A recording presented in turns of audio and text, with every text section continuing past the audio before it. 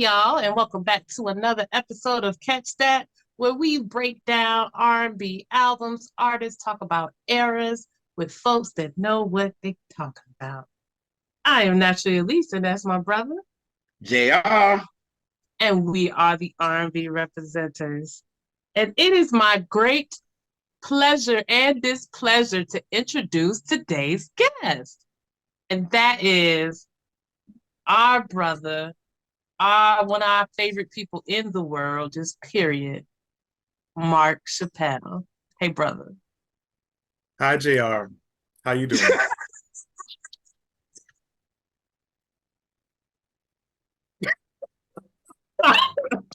I knew this. Guess what, JR? What? I hate it here. I was with you until the nice introduction that you just did. It was cute. It was real I'm cute. just like, I don't believe none of this. Whoever is like paying you the front, just stop it. Get a check back because I know you don't like me. Oh God. You ain't never did right by me in my wholest life. I have it. So you already see what kind of show y'all are going to be getting today. But yes, we are talking to Mark Chappelle. What is it? Ethnomusicologist. But what that means is he is a dope writer, researcher, lover of many genres of music, but a special love for R&B, and he just he's I give him a lot of shit, but it's just what we do. It's our love language is insults. Yeah. So, but loved his brother, so smart, so insightful, and just on it. So hey, Why'd you stop? that's all I got. Best more I've ever gotten. I'll just take it. It's fine. Okay. Hey, how y'all? How y'all doing? Hey. Oh boy. Oh boy. Hey, what you want? Huh? So what you want? Oh yeah, what I want Honey, is I want JR to tell us what we'll be talking about today, and then him and Mark can talk a little bit about why. Okay, so today, y'all, we will be talking about Cherrelle's affair. And this is so amazing because nobody talks about her or this album at all. And when Mark said he wanted to talk about affair, this was great because Mark has been on the show, what, about 4 times already? Yeah, A lot about of four times. times. Already. Yeah. Yeah, a lot. Yeah. And they've been all Jimmy Jam and Terry Lewis albums. Hi, Jimmy. How you Except doing? not the Shaka. Oh, wait a minute. Oh, except Shaka. Except Shaka. Even yeah. I love that episode so much. I tell Elise that all the time. I love that episode. It's my I'm sorry, y'all. That's my favorite episode. I'm I sorry. mean, now that I you love mention that episode so much, like for real. But y'all, we're gonna get into this Cherrelle, and we're gonna get into her period. Like, I'm so excited to talk about her. But Mark, when was you introduced to Cherrelle, and what made you such a fan of her? okay, introduced to Cherrelle. Um, okay, it's one. I'm old, and I'm understanding that I'm old. So like, it's I'm not in delusion at all, right? But like, I was 5 when I didn't mean to turn you on. Drop. Oh wait, hold on. Let me check and make sure because Fragile was Well, I 19. know I wasn't born yet. So Elise just became my favorite, right? It doesn't happen all the time, but Elise, how you doing? All right, okay. Still picking to do what we can. So I in 1984, I was 5 years old, and like I remember like everybody like jamming to like I didn't mean to turn you on. I just love music, and like I said during the Alexander O'Neal like thing, like when I was a kid, like they would just like play records for me when I went to the record store, and I heard Alexander O'Neal's Innocent. I'm like, whatever that sound is, I love that. Like, give me more of that. And so like when I got into Janet Jackson, and it's just kind of like, ooh, what is that? I'm like, oh, they produced her. I'm like, I'm 7 years old. Like I can barely read, but I'm just kind of like I'm all into the music. And so by the time Cherrelle came out, I'm still like I'm not even 10 years old yet. But I'm just kind of like I got $6, $7 to buy an album. Like you walk to the store and you come back with this just because I'm kind of like, well, Jimmy Jam and Terry Lewis are on it, so let me see what they talk about. And so like I got a music education, I got an extra education because this album was not for kids. But I love this album, and it's kind of like they oh my anyway. I'll probably like get into it, but it's like I didn't realize that every time I come on here, I'm talking about like a Flight Time album, except the Shaka one. So I'm like, clearly I have an obsession, and I'm seeking help, but not like she wanted. Just I just want to say that I'm seeking help, but then I still do the same shit. So Don't save him. He don't want to be saved. No. Captain, what you talking about though? Oh my God. Look, Okay. you know, I would like to do this with friends, but I'll do this with y'all if I have to. So Yes.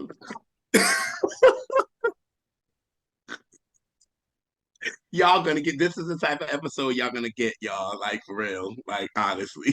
look, I haven't gotten to do a catch that episode with JR and Elise in a long time. So like they got to get the whole year worth of showing out that I have denied them. So Yeah. I brought my things and we're gonna talk about our girl. Yes, yes. You know, I was actually because of Cherrelle, I got a lesson from my mom about Jimmy Jam and Terry Lewis. And that's the truth because 98.7 Kiss in New York, when it was the station, they was doing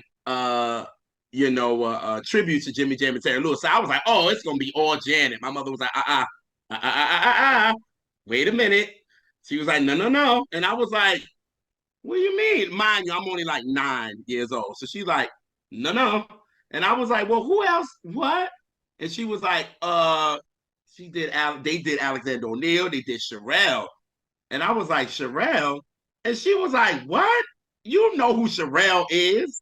And I was like, no, I don't. She said, yes, you do. Like she's arguing with me, even though in the end she ended up being right. Because I knew I knew about Never Knew Love Like This. Oh, I okay. knew about Didn't Mean to Turn You On, but I didn't know it was her. You know what I mean? But she was like, but you're a fan of Jimmy Jam and Terry Lewis. So how did you not know that sound was them? And she was like, that's all right. So when we get home, you will get a lesson on Jimmy Jam. You will get a lesson on Just Not Janet. You're going to Look, learn Alexander O'Neal and you're going to learn about Cherrelle. let me And give just props to your because mama I didn't too. know about Cherrelle, I learned about Cherrelle and that. And from that moment, I was like, oh my God, because she was just like, yo, that was really their first girl that they worked with. Like, she was the first. It wasn't Yo, Janet. You know what I all the mean? studio fixing stuff and learning how to be producers while she is singing. And she's like, she literally helped them become the Yep. producers that they were by having the grace that she did. Like this, She did. Oh yeah, oh yeah, I got that lesson 101 that day. So thanks to Yeah. Cherrelle and thanks for me not knowing who she was. I got a great lesson on who Cherrelle was. And from that moment, I've just been a fan. And once you said you want to talk about Affair, I was like, I'm here for it because it's my favorite album from her, well, look, period. there's a lot of albums I want to talk about with Shaw, but I'm just kind of like, how about we do this like first? Because I've been waiting for a minute, and me and Elise talked about it, and I know it seemed like it's shady. Like, hey, Mark, when you gonna do it? I'll be like, I actually do like y'all, even though like disregard what I actually say. It's like I plan to actually come through and do the thing. Oh Um, God. so I've been looking forward to this for a minute. So like, thank you for Mm-hmm. letting me geek with you. Yeah. Mm-hmm. And so my introduction to Cherrelle is like Mark. Me and Mark are the same age. Well, he's like 3 weeks older than me. And there you go. Um, I but know. but no, Don't you cute at me. I see you. but didn't mean to turn you on. That like my mom loved that song, and they played that song. So and that's about the age, 4 and 5, where you start knowing songs. Like Yeah. you can sing along and all of that, but not just your little nursery stuff, like actual music. That's about that age where you feeling it. So that is early in my music memory. Right. Can I ask y'all a question about didn't mean to turn you on? Sure. Does does it sound like Janice don't stand another chance to y'all? It sounds like a better version of Don't Stand Another Chance to me. Yeah. Enough said. I feel Enough like said. if if Jimmy Jam and Terry Lewis had produced Don't Stand Another Chance, which of course they wouldn't because like the brothers like wrote and produced this. I'm not saying Don't Stand Another Chance wasn't actually a jam, like because I remember that before like Control ever came out. But Mm-hmm. if they had, they would have smashed it real hard. Like I feel like Jam and Lewis could have made Janet pop as early as like 82. Think of what they were doing for like Climax. If Janet had had Wild Girls, we would have been like, who's that? Mm-hmm. That's Michael's sister? Okay, like who is she? If they'd come through like during like, okay, when did Dream Street come out? Was it 84? 84. Right. 84. So if if Janet had gotten I Didn't Mean to Turn You On instead, it would have been her What Have You Done For Me Lately? Like people just would have heard it in a way that they couldn't access Cherrelle because again, they were still acting funny about black artists. It was hard enough for Janet to get played on MTV, let alone somebody who's black ass, black ass, black ass. And Right. Cherrelle wasn't like she was all the way R&B. Like I just love when she was the church girl like the church girl ad libs. This is kind of like the ones that get you the good offering. Right. Right. MTV wasn't ready for that. So like even if they had No. given her like I didn't mean to if they had given her something like What Have You Done For Me Lately, like white ears would have turned off to it because they just weren't open to it then. MTV was still Right. to the point where like we had an exchange of culture between like black and white and like hip hop coming through and like making it a lot more of an amalgamation. But anyway, that's the whole separate thing. I know that because I'm old and I was there and I would watch MTV for a whole day and not see anything but two black videos. Mark, say that again. Say that again, Mark, please. We was there. Yeah. Me and Mark was No, I there. promise you, I'm Now, not just making up stuff. now, I seen it with my eyes. yeah. Now, anywhere I was at, Mark was there about 3 weeks earlier than me. But Do you want to fight? And speaking of I just fragile, want you to let's say go it to there. my face so I can hear it be on the record for real, for real. Because I'm like, I just want to know. I just want to know what do you want? Speaking of, I didn't mean to turn you on. Fragile was such a, I think, a great introduction to Cherrelle, for real. You know, and I was so glad that I got Mark the vinyl, which was so dope. But I mean, he ain't got that in the screen, but it's all about affair, but it's all good. But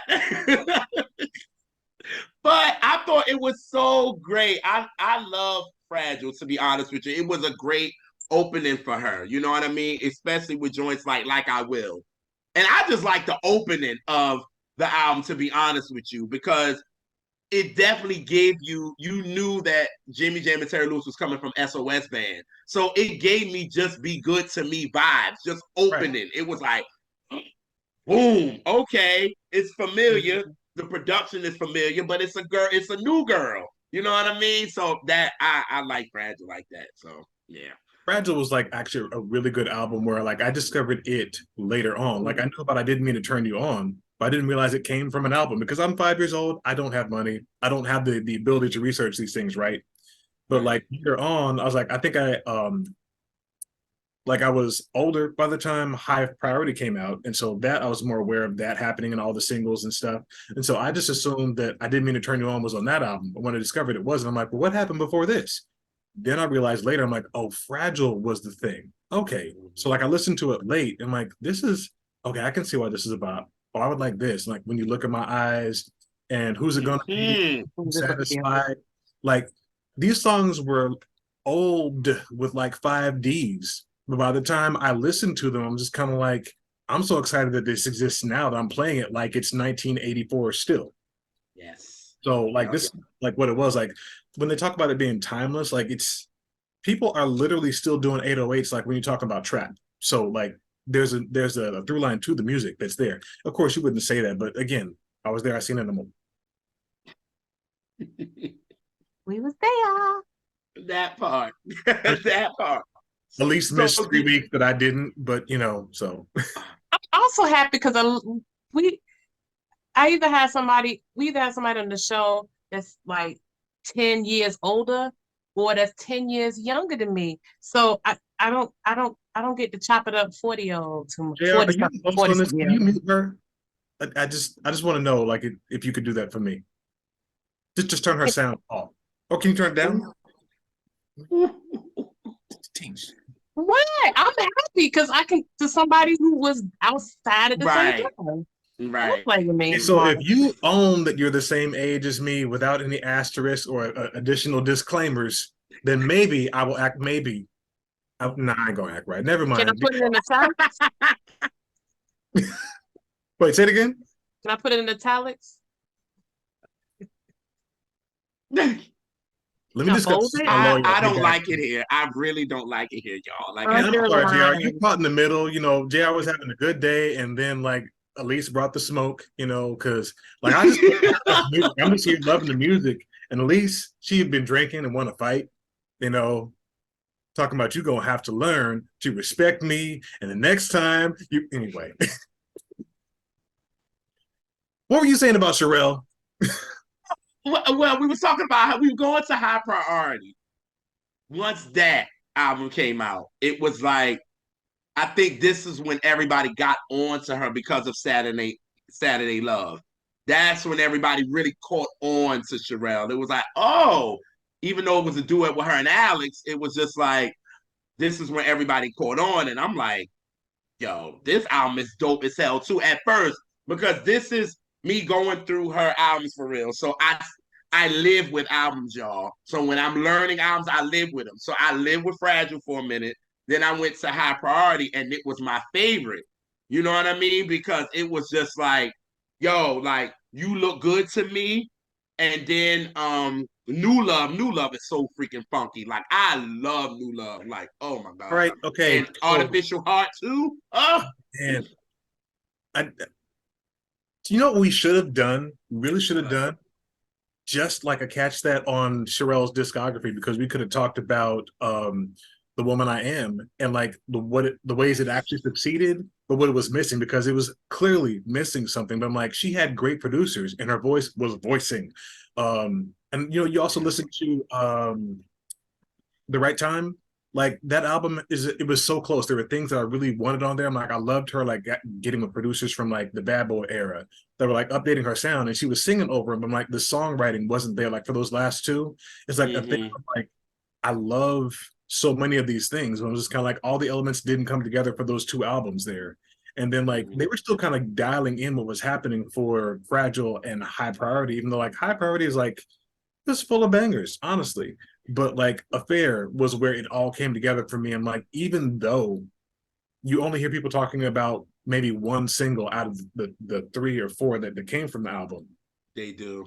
it was just like all the way through. I'm like, this is an album for that ass. And like Cherrelle is one of those. I'm like, people might not acknowledge like what she's doing, but I'm like, she's so good at it. When you're able to succeed with ballads and up tempos, like that's what they were talking about with Alexander O'Neal, which is why they were so well matched. Like Alexander had his own thing, and he was just like dope on his own. Cherrelle had her own thing; it was dope on her own. And then when they came together, it was just kind of like your favorite kind of ice cream and your favorite kind of cake all coming together, and it's just like it's just it was good times. Yes, Yeah. yes, Like yeah. I can specifically talk about Affair, but I'm like all of Cherrelle. Like I've been collecting for a minute. As you can see in the background, Dude, y'all. this is just the Affair stuff.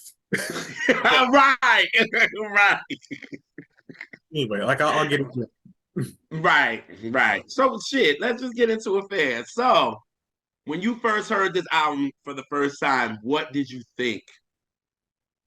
I can't remember the first time I heard it. All I remember is hearing Mm, it repeatedly. Like okay. listen to like side A and side B, and then go back to side A, and then like pick my favorite song from side B, and then like play the song over and over again. Like this is back when I was a kid, before like you learn as a black man how to stuff your emotions into a box.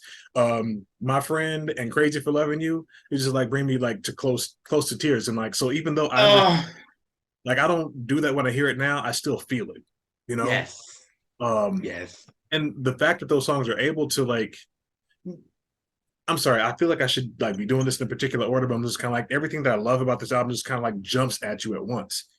Mm-hmm. Mm-hmm. There's amazing songs on side A and side B, and this is one of the first albums. No, not the first, because Cherrelle actually had songs that she wrote on previous albums, right? Like Who Can I Run To? Yes. Who Do I Run Yeah. To? Let me look. Yeah, hold on. I don't want to be wrong. Not on the internet. Because nobody's Yeah. Who Do I Run To, I think, yeah, she wrote with what, Yeah, right? she wrote that. Yes. Yeah, Yeah. so they used to like it because this was the game. Like you'd have a huge single on side A of whatever the single was, and then on side B, there'd always be some song that the artist co-wrote, so they could get some money from it and have some investment in it. Right. Again, that's like basics because like once I figure out, following the money, yeah, of course. Mm-hmm. So I think what New Love was the flip side of Affair when that single came out, and I don't know if she co-wrote that. I don't know. That was all Jimmy Jam and Terry Lewis. That was but Lewis. Yeah. Yeah, Yeah, that was them. but yeah. Really? That was the B side to Affair? Yeah, and I didn't know that this existed for a long time. I just remember seeing the video on BET. Wow. Again, like it's a whole bunch of things you don't learn when you don't have money yet. But after the fact, I'm so sorry, y'all. I feel so like discombobulated. I'm just kind of like, ooh, Cherrelle, this and that. Like, no, okay, Elise, help me. Make me seem like I'm more composed than I am. Do something useful. No, you're just gonna sit there with a head wrap, looking like an R&B bottle of syrup.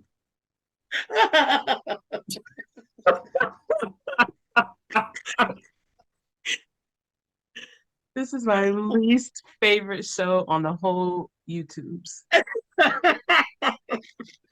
Specifically this episode. Thank you. That's what I was going for. Oh God. Yeah. So as we enter Affair, we come in with looks aren't everything. Okay, so do y'all want to start? Should I? Because I'm talking. Okay, About- I know you're gonna go in, so I'm gonna say what I can say. I say that Jimmy Jam and Terry Lewis took from Fragile and High Priority as the intros to me. It was just like, yo, it was you knew this was a movie. It was like something, it was a movie, the way how dramatic the intro was to me. It gave me the opening from High Priority, and it gave me Fragile, what was it, Handle with Care? Yeah, putting both of those together and opening the album to me. It was familiar. It gave you that, but it was like, hey, y'all getting something new. Y'all getting something fresh, and the dramatics of it all. And clearly, I know dramatics. You have watched the show, so you know it. So it was so dramatic, and it was like, boom, like Cherrelle coming with you. She not playing no games, and that's what I got from Looks Ain't Everything from the beginning of it. So that's what okay, I so got. wait though. Tell me what you feel like Looks on Everything took from Fragile, like, because I'm sure there's a reference there, but I never really connected that. Now I'm fascinated. The reason why is because of the way the beat comes in with Fragile and with Care. The way that beat just comes in at you like this, and then the opening of High Priority, it was just a cute little intro and all that kind of stuff. So it was like, all right, cool. So now we at a fair, and it's like you put both of them together, and it's like, boom.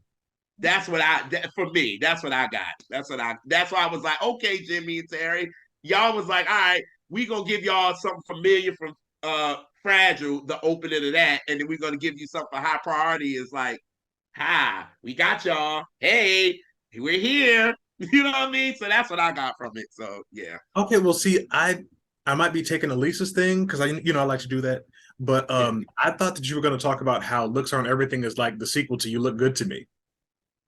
Yes, agreed. I Like got that on my notes too. I knew about You Look Good to Me. Okay, sidebar. I did not like You Look Good to Me. Didn't it have like distorted guitar in it?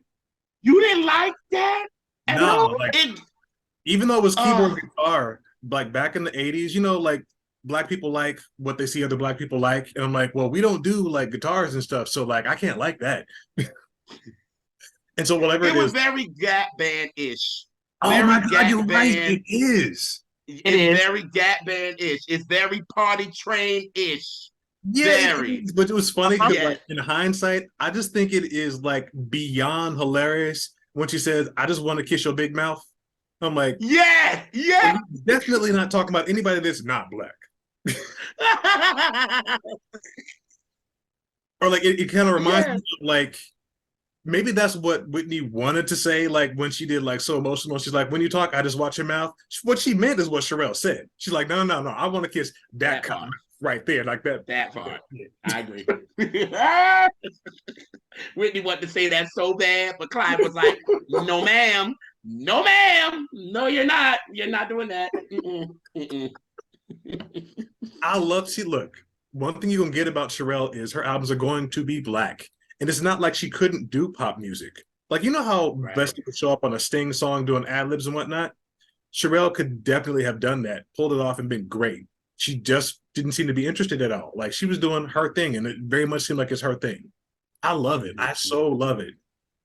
But that's why I feel like I don't get to talk about Cherrelle so much because she wasn't trying to be in white spaces. She wasn't trying to go pop so much. She was trying to make the music that she really, really liked. And I'm like, and I feel like he liked her back for that. But like she honestly kind of needed her own unsung. Like, even though like I totally get why they did Alexander and Cherrelle together. And oh We my God. deserved an album from them too. Yeah, you know, Yeah. and I realize it's probably a missed opportunity because like there is a period where like, you know, you're at your best, they're at their best, and like Jimmy Jam and Terry Lewis like couldn't miss. It should have been right around then, but I'm sure that for whatever reasons, like if money wasn't right, if timing wasn't right, if they're busy with jam, Right. new additional stuff, like people got to be on the schedule. Like, of course, you know, like as much as I love Alexander O'Neal, I know like his habit was making it hard to record with him. Like it's Yeah. he got hearsay when we did, and like Alexander was like killing it then, and like the songwriting was on, the production was on. Maybe it's just like we couldn't have gotten Alexander and Cherrelle album because we couldn't have got it. And since you mentioned it, I'm mad because Volume One was supposed to have an Alexander and Cherrelle song on it, and then when I got it, where was my Alexander and Cherrelle? And I know they recorded with SOS Band. I'm like, I'm waiting for Volume Two. I feel cheated with a DT at the end of it. Where my song at? Jimmy, we want an explanation. Terry, you're not understanding where my song at, man. Look, they call it volume Staying one, out of so I this. just hope they give me a volume two. Because like I know they got it in them.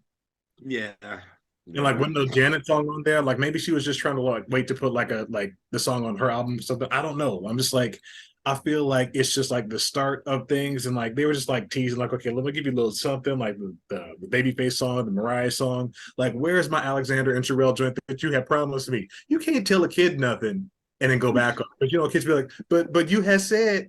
And so yeah, I feel like an absolute kid when it comes to that Jimmy and Terry album. But what had happened to that one song that you had said was gonna be on there, because like I was waiting and the album had I didn't. That's fine. Like I'm gonna sit there and about like Do It Yourself with Usher and Baby Girl with like Morris Day and The Time, and Mhm. I'm gonna wait. But like you had said, so I'm gonna wait because like adults don't lie. That's what they don't do. Anyway, that's the rant this time. But you know my favorite line off Look Say Everything when she said because sometimes your eyes do foolish things your heart regrets. That's truth right there, ain't it? That is truth. Like when I first heard that line, I was like, I didn't know what it means. I didn't know what it meant then.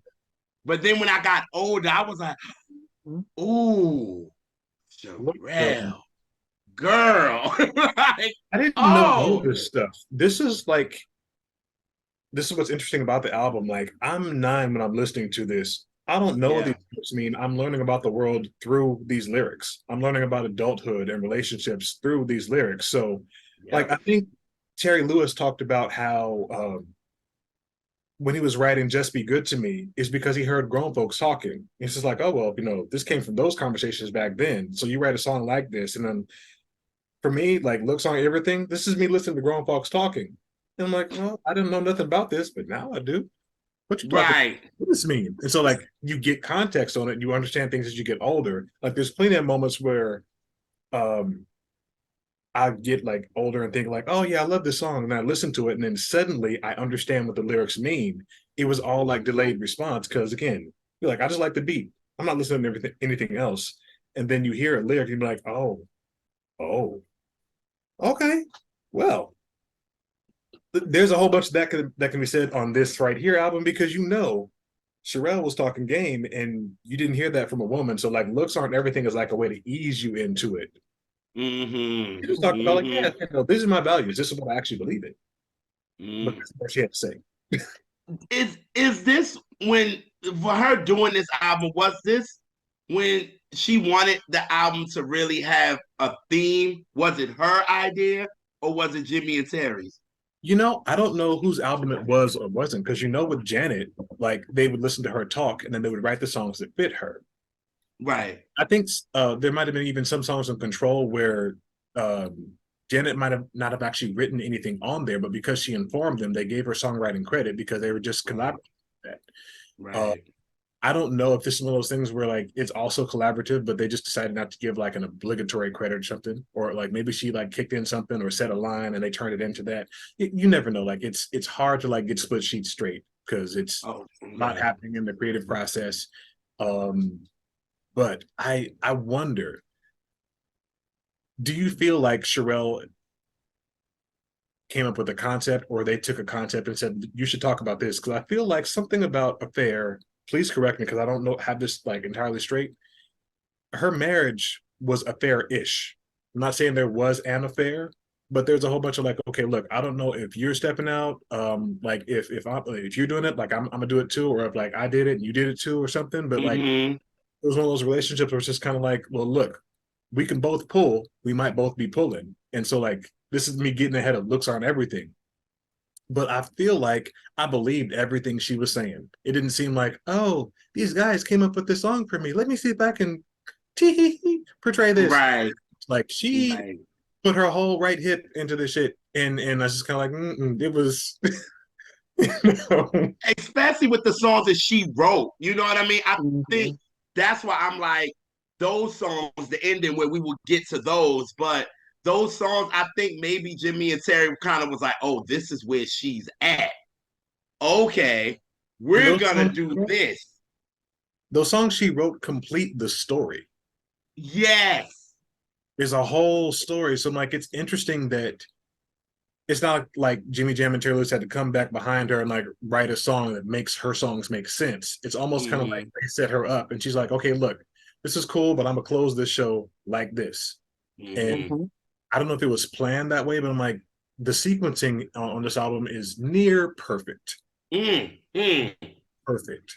Mm-hmm. Mm-hmm. Mm-hmm. Very, very few things I would move, but that's a separate thing.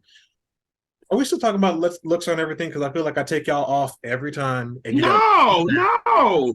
We're talking about the whole. I mean, we going through each song, but I'm like, it's gonna take us somewhere. You know what I mean? I get it. I get it. It's a I journey. mean, You've been on here before. But What this is we why I talk wanted to about not is take y'all. what we talk about is what we talk about. Every show ain't the same.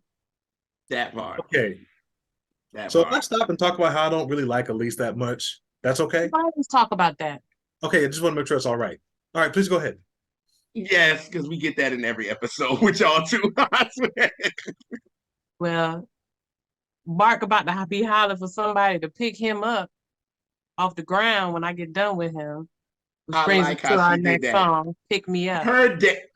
Oh my God, her segues. Her segues.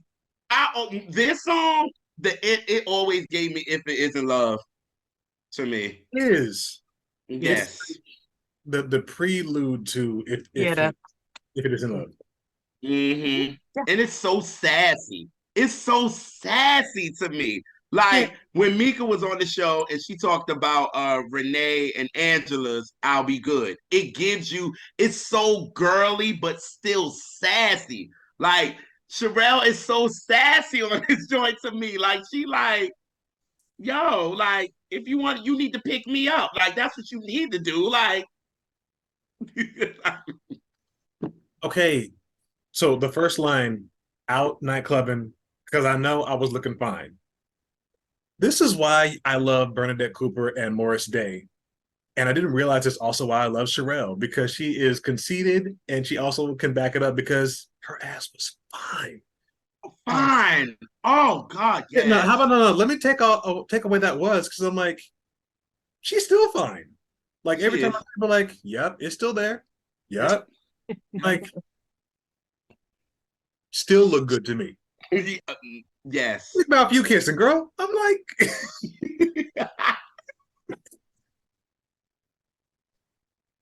She bad. She bad. And this song just was one of those that she was showing her ass, like for real to me.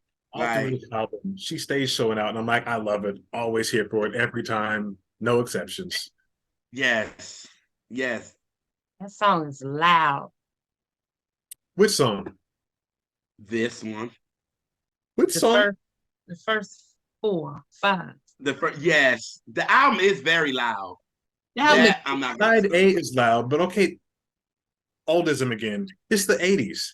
Side A was usually going to be loud, and side B, you could conceive your next child to. That's usually how it worked. That's true.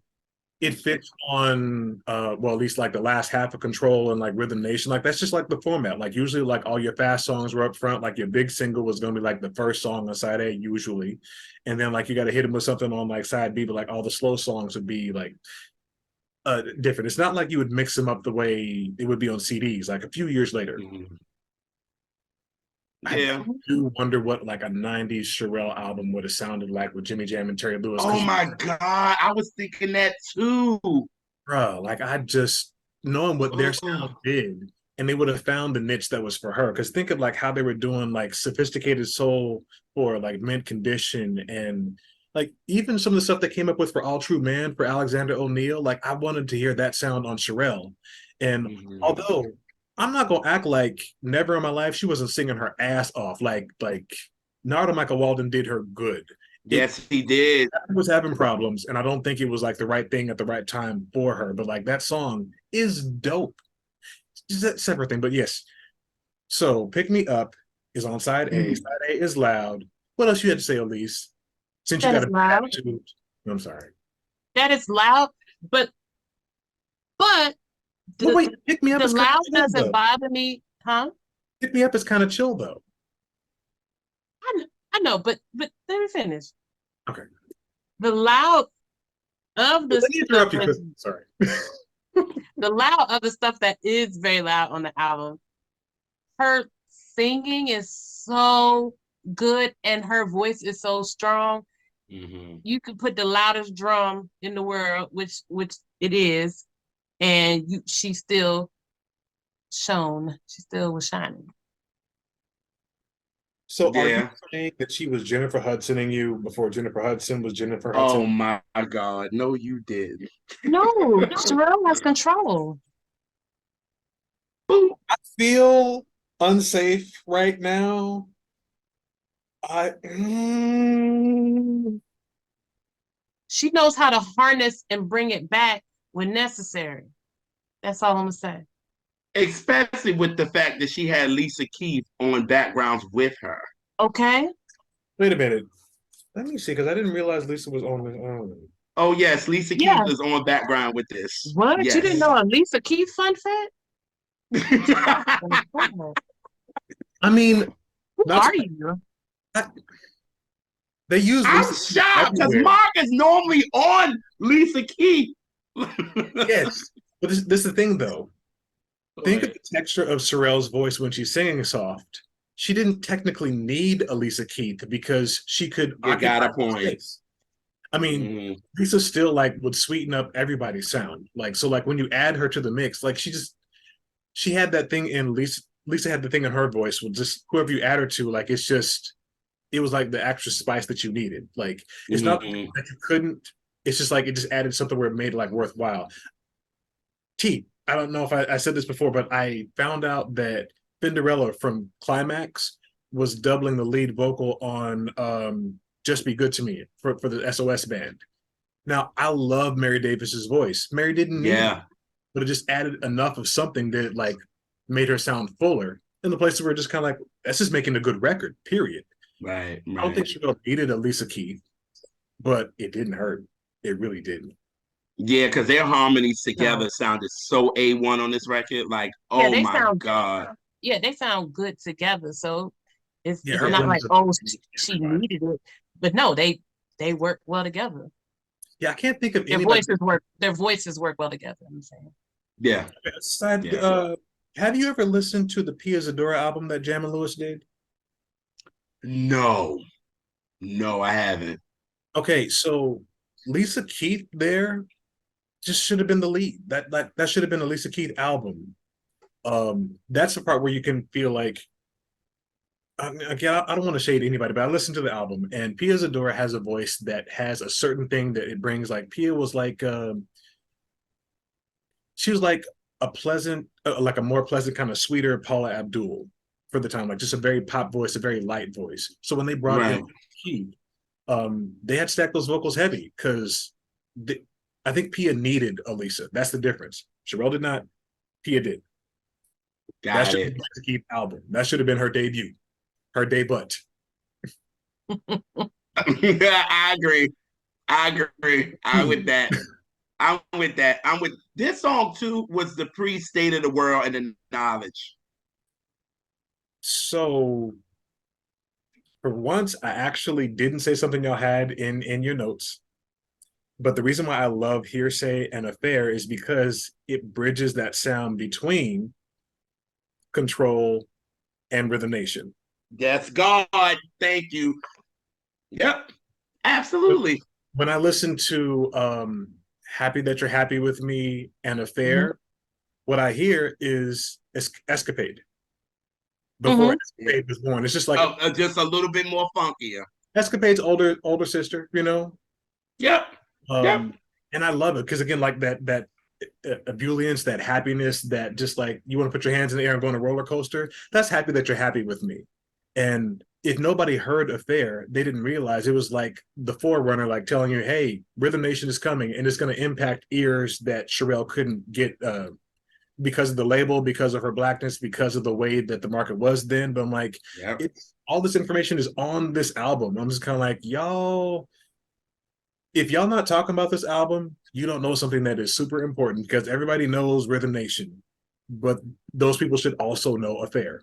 They should also know Heartbreak. They should also know Hearsay, and it's just like it's in there. But this is why I want to talk to y'all about this because I know you'd be all in it. So yes, Yes. I did. Mm-hmm. Yes. So in it. So in it. Yeah, but again, Pick Me Up is so like it's so sassy and she talking her shit and letting it know like, yes, pick me up if you want to get with me. I was like, okay, Cherrelle, talk your shit, girl. Like okay, okay. Got it. I respect it. That yeah, that was something you would say, Elise. It yeah. is something I would say. I mean, Elise ain't saying much. It's like she's trying to be discreet. Oh my God. Why are you so quiet? What you had? Are we gonna deal with this? Y'all two gonna do with these segues? Like this is what this week. I just Yep. want to like ruin anything she had planned because I love doing that with Elise. It's like, Yes. Oh my God. Y'all, this is the type of show again you're gonna get, but I hate it here. But discreet. This is when Jam and Lewis takes me back to high priority to me. Because I get artificial heart and what's the other song? Oh, you look good to me. But it also gives me the hearsay flavor too. you know what it Because gives me? after the funeral music, it was like, do you go with Um, Alex? yes, definitely. And I wish I knew what that girl's name is. Right. With the most Who annoying is voice in the she? face of it, like just, and I feel like there's like clips of in concert where she was actually touring with Alex and doing like a whole skit before Hearsay or something. Like I'm like, I see you, but like, what is your name? If anybody Yes. knows, please tell me. Like, comment, tweet something. Mark Chappelle, two P's, two. Look, like, here you go. I spell Chappelle like you spell Cherrelle. Me at the end, all right. So like, come find me, all right. So, but yeah, that girl with the annoying voice. Who is she? And like, Yes, like you need to sample know her. who she is because I don't know her, but I was just like, oh, okay, Just don't it's say I said cute. it. Not right. Should have been in the reality show. Like she was just before her time. This could have been uh Cherrelle's answer to Alex's criticize. I feel like affair is the answer to hearsay. I can It's see almost that. like I can hearsay see is like the that. day in the life of a player. Like, what if affair is just like, oh, by the way, like that's my husband. What the fuck you been doing?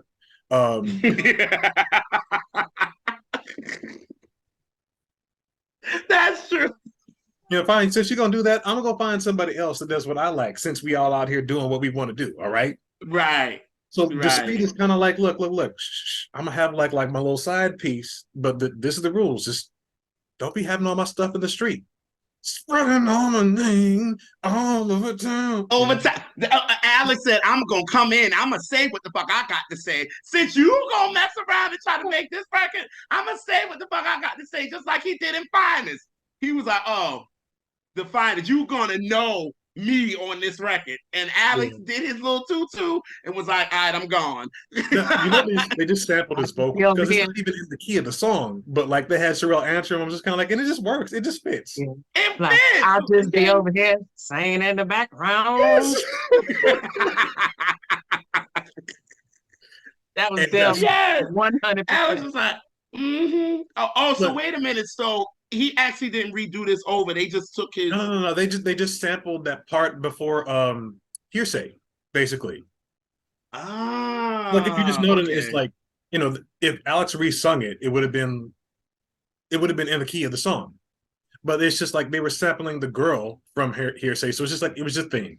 It just fits. Okay.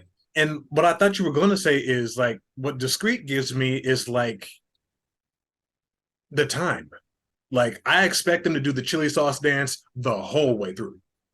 Yeah. Like I I can just see want that. Jerome to come out with a mirror and like, you know, it's just like Cherrelle's song, but like there's a mirror dancing. So Yes. I can see that. I can, but he could have. will find you discreet. And we getting this like in '88, we getting a concept album. A whole concept album. A A whole whole one. concept album. Mm-hmm. This is why I Mm-hmm. insisted on writing about this for albumism. Hi, people who came from albumism. I see y'all. It'll be on there. I'm just already planning it and been doing my notes. But I'm just kind of like, this is why I want to talk about it with the R&B representatives because I'm like, I I love this joint and Me lived with it too. for years. Like, grow with this. Like, this is this album is education for me. But yes, absolutely, concept album, Yeah. narrative. Yeah. That's why I asked you when we were talking about looks at everything. Was it her idea or was it Jimmy's idea? Yeah, I Jimmy and just want to get Terry. it Because I was started. like, because I mean they did a concept, their first concept album obviously is with Alexander with hearsay. You know what I mean? So I'm The like, first one, hearsay was I mean, 8. control really not concept, really. You're right. Like, Nah. yeah, like when you But you listen know what to though? Alex, you're at a party. Like that is the whole thing. Like, you know what I'm saying? So it's like Okay, with so this, it was I'm like, missing a guess. ooh. Did we talk when we talked about Alexander's hearsay? Was that Mhm. the first concept? No, sorry, no. It wasn't the first album that Jimmy Jam and Terry Lewis produced in full. Like, because often like they were getting him to do a single or getting him to do like 4 or 5 songs on the album or like more if they could. Mm-hmm. But was there anything before like Human League's Crash or Pia Zadora that was them producing the whole album, like start to Did finish? they do Or they did the whole thing for Alex, right? His yeah. whole 85 album, right? Even though like Jelly Bean and Alex, I think wrote Criticize, but Jamie Jam and still Terry Lewis still produced it. Okay. So like Okay. I don't feel like Okay. they had the opportunity to do a concept album before they did a whole project. So like Hearsay, Affair, those were the first chances to do that. Like was Heartbreak all them? Yes. Yes. It was. Okay. It was all of them. So they're always going to give you some continuity in an album. Like you're not going to get like some random songs from here and there and they just like stick it at the wall. Um, Right. but yeah, this is I I love this album, but I'm sorry. So, how do you feel Oh about this? no. Well, you're happy, so happy that you're with me. Let's go there. Possibly one of my favorite songs on this album, if not my entire fave. This Possibly. song is so damn funky. Like, oh my god, it's funky. Why couldn't this be a single? Was it a single? It was not, and it totally. I don't know if they felt like it was catchy enough, or if the market was doing something different that was like opposite this song. But I would have loved to see it get some shine because this song just makes me like smile and sway. Like every time, I'm just like, Why? Why you do that every time? Why you say what you want to say every time you do that? Like he does that every time. I said the same thing. I said it word. make you smile. Yes. I was like, I mean, it's not just because the song is called "Happy That You're Happy with Me," right. but it's just like I too good to be true. I'm like, yeah, I'm like, I don't even know nothing about what you're talking about, but I'm like, it just sounds happy, so I'm gonna go with it. And Yes. the more I listen to it, the It's more I'm just kind of like, yeah, she's in a relationship with somebody, which is kind of like, I don't know if it's a good relationship or not, but like right now, I'm just gonna be present in this moment. I'm just gonna be happy. Cool. yes. If something And it's changes, so I'll talk to you then. right. Now, no need to say you with me, you'll stay, because promises are so hard to keep. But look for today, and with me, we'll share as long as you're happy that you're happy with me. Right. I'm telling you, like it's a way of life. All right. Yes. Yeah. It's so airy, but it's so funky. Like I said, like we were saying, I think when we saw my Escapade, I think this reminds you of that. Because when you hear Escapade, it's just such a fun song. It makes you smile, makes you happy. But this song is just so funky. Like it's funky as hell. And it's just like you just want to just jam to it and just smile while you jam into it. That's why it's one of my favorites on the album for real. Like, I love this record. Nothing more to say about it. I love it. Yeah. Yeah, me too. Yes. I do And too. then we get a thing. Ooh, ooh. No, wait, am I okay? Oh my God, I am. I just checked. This is my favorite song on the album, honestly, and it was a single. And y'all know I'm just not the single guy, but for this to be a single, it's my favorite song on the album because it's got so much damn attitude. It's so much attitude, and that's what I love about it. Like, I love the way she's uh, singing on it. She like yeah, she, it's a certain way she do. It's not a growl, but Okay, it's like a at it, and so it I what you just talking love it. about? You remember when Janet Jackson used to like um mimic Mae West in the Family like variety show? Yeah, yeah, That's what Cherrelle reminds me of on this. Like, what do you call this thing we have? Am I your woman? Are you my man? I'm like I just know she's like giving you like a whole bunch of shoulder and got cleavage just like doing swoop. And it's like, I'm yes, yes. Cause she like, I don't want no commitment. I don't want no promise. All I need is to be close to you. and I'm Like here for she all of letting that, it be bro. known. Like All that. I don't want all of that. Like let's just get it in, and you can go about your business, and I can go about mine. And that's why I was like, was Donnell Jones inspired by this record with this love?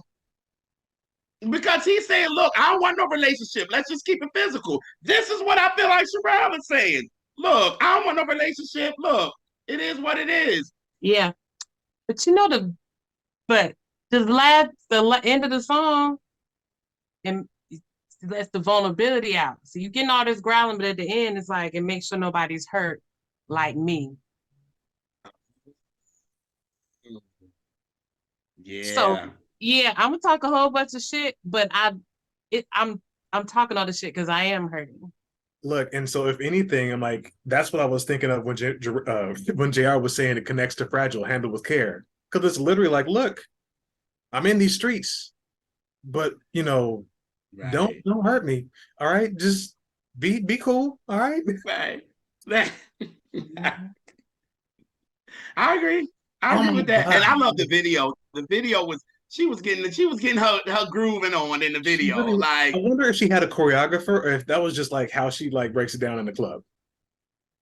I think so. I think that's how she get down in the club. To be honest with you, I don't think because she wasn't doing everything that the dancers was doing behind her. She'll come in a little bit, but then after a while, Cherrelle was doing her own thing, and she was going hard with Yeah, it because too. she Like, started doing but this. yes, like, And I'm like, why did we never get that Cherrelle back? Like, was she dancing in anything else ever? but I would say then, y'all know how this industry does. Once Janet came and changed the impact of this, everybody is like, is she following her? Because they did it with Pebbles, they did it with Karen White, they did it with all that. And now she does it, and it's like, is she copying Janet? And it's like, technically, no, because like she was not following her. You know what I mean? Like, but again, that's how the industry does. When the impact is, when the narrative is being switched, like everything is changed. It's like, oh, she's following, and I'm like, Cherrelle's not really following her. Like, no, but the Okay, industry does that. question. Since you mentioned her, why do you think Pebbles didn't end up anywhere on this album? Because I feel like Pebbles is sociable, and she's related. I wanted to ask that too, because I was like, Cherrelle was on Always, so I'm like, It was so perfect, which is right. because like Johnny Gill was on there. I'm like, so it's like the other Alexander O'Neal. Hey, Johnny. Finger Oh, snap. Johnny was gonna bogart his way into that song. He bogarted his way to what is it? Just say a prayer or something like that. He bogart his way. Johnny was gonna bogart his way because he was around them the whole time. Like he was around Jimmy and Terry the whole time. And To be Babyface. honest, so I'm Really, like, you know, I wonder what it's like when you just know everybody and you can make whatever happen that you want to. But I'm just like, I don't think Pebbles ever showed up on a Cherrelle album, and I'm like, that's family. But why not? but I wonder what song it would have been though. Oh, because I'm like, she wouldn't have needed to give me anything but an ad lib or like a cosign, like, because she could have been like one of the girls she was nightclubbing with. She could have had like an intro, like right on Pick Me Up. I was about to say, yeah. I was like, if anything, it could have been Pick Me Up because it was so sassy, it was so girly. And Yeah. she could have been on that and did like a little quick ad lib on the joint, and it would have been like, oh, all right. Yeah. Oh, Anyway, okay. that's just Elise, why are you looking like I said something disrespectful to you when I haven't said that yet? Oh, God. No, my reasoning is a little different. And Wait a minute. This is the I tone of don't voice I think intend, we about to say something that's out of pocket. Let me sit up real quick. All right, what you talking about? but yeah, they were family, but It's gonna be I, terrible. I can already tell. Like I, you can tell like a silent I but feel deadly like deadly. Cherrelle would enhance a Pebbles song, but I just don't know what Pebbles would do on the Cherrelle that's gonna make it because Cherrelle is so like So aggressive of a Hudson singer. caught a So stray, Pebbles caught a stray. Like, who is your next target since you're oh, serial killing out here? no.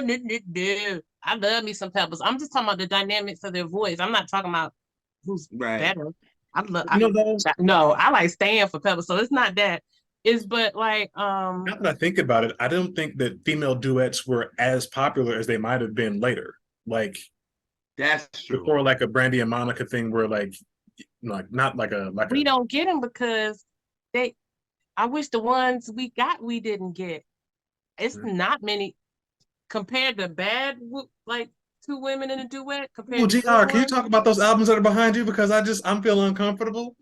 And If people that have watched this, Elise had already said this before and done went in about people that shouldn't have did duets Yeah. before. So Like yes, me and JR did for our radio show, we did a duet show. In one section, we was trying to figure out what the because we had it. I love a theme, and so we had two males in a duet. Then we had the male female duet, and then we had the women duet section, and we was grasping for straws that we ended up putting hip hop collabs in it. oh yeah, yeah, that's right. So That's listen, right. you know, It was two rappers in that segment. my God. So now that you say this, I get exactly what you're saying, and I'd like to strike all my comments from the record because when I think about the narrative of Affair, it's about a relationship between a woman and a man that aren't sure if they want to be together or if they want to be with somebody else, and they probably be in and out of like side pieces and whatnot.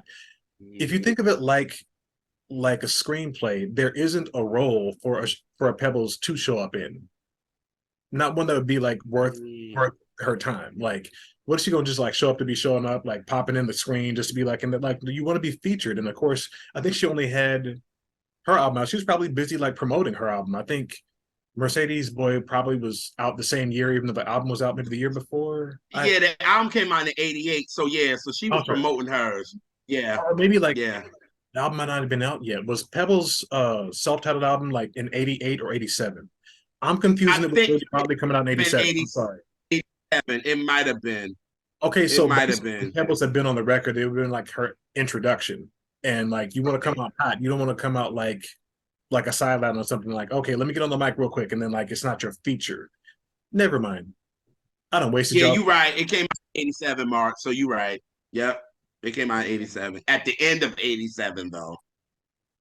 Okay, but at the same time, now I wish I could have seen what Pebbles would have sounded like produced by Jimmy Jam and Terry Lewis. Because they do great things. That'd have been ill. Pebbles. Because she was babyface in LA. So it would have been so Absolutely. dope You to know, that's see. you know, like Johnny Gill was able to like do both. Karen White insisted on doing both. You know, it's Right. Mm-hmm. Right. That's true. see now I want to make a list of people who work with Babyface in LA and Jimmy and Terry. Right. Right. Like that. No. Anyway, whatever, man. Yes. Yeah. I DJ, was just like, look, talking about I was like, go for yours, Cherrelle. Go for yours. If you don't want no relationship and you just want it and you can go about your business, go for yours. Hey, y'all, if y'all just want y'all peace and y'all want a peace and no relationship attached, go for yours. That's all I say. listen though, I feel like Affair was an instructional. Like she was literally like putting you on game. Like first of all, have some rules. Number one, respect. Okay, like don't have your business in my face. Like don't have your side piece at the house. All right, Mm-hmm. on the street, do it quiet. Like that's the basic rules that some people like your auntie and uncle and possibly your granddad and grandma probably have these rules. I'm just saying, you know. Hey, so yeah, I love the Jays and Mary J. Blige and Donny Hathaway. What's that back there?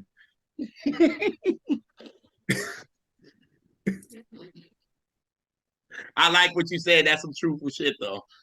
Real talk. People are talking about polyamory now, but they weren't calling it polyamory on Affair.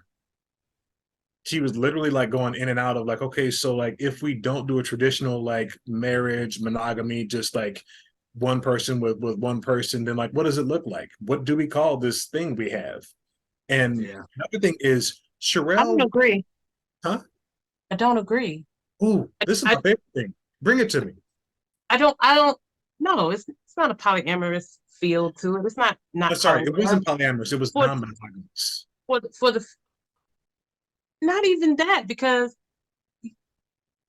she's saying not to be honest in the foundation of uh non-monogamy and polyamory is a full truth. And this Requiring whole thing is consent. about sneaking and it's Oh, saying yeah, make sure nobody and it's something you do because that's how you feel and what you're into. You wouldn't be saying something like and make sure nobody's hurt like me. So no, it's not an ethical situation at all. And so you can't say that. So that's the part I don't agree with. Okay, so I hear that, and you are correct.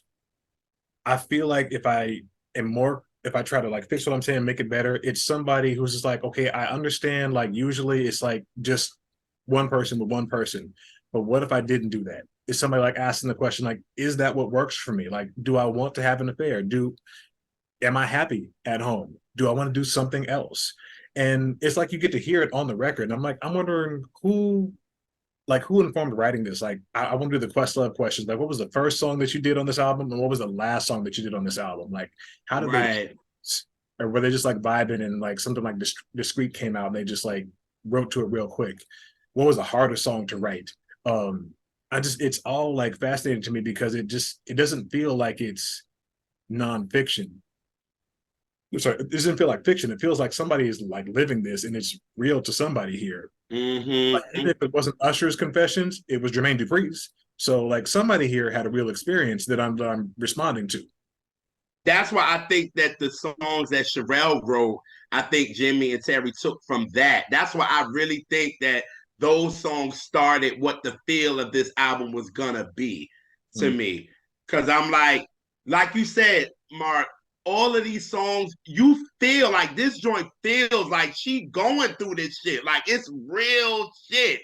You know what I'm saying? Like it's no fake shit. It's like somebody going through this shit. Like she's connecting to these songs. Like you can't deny it. So I'm like, Especially maybe she was. when she get to yelling and like I said, and shouting and almost growling, like Yes. that didn't come from nowhere. So it Mm-hmm. either something she might have been through, or maybe something she's seen. We don't know True. what her home like. I mean, you just don't know what her aunties and uncles was doing. You don't know.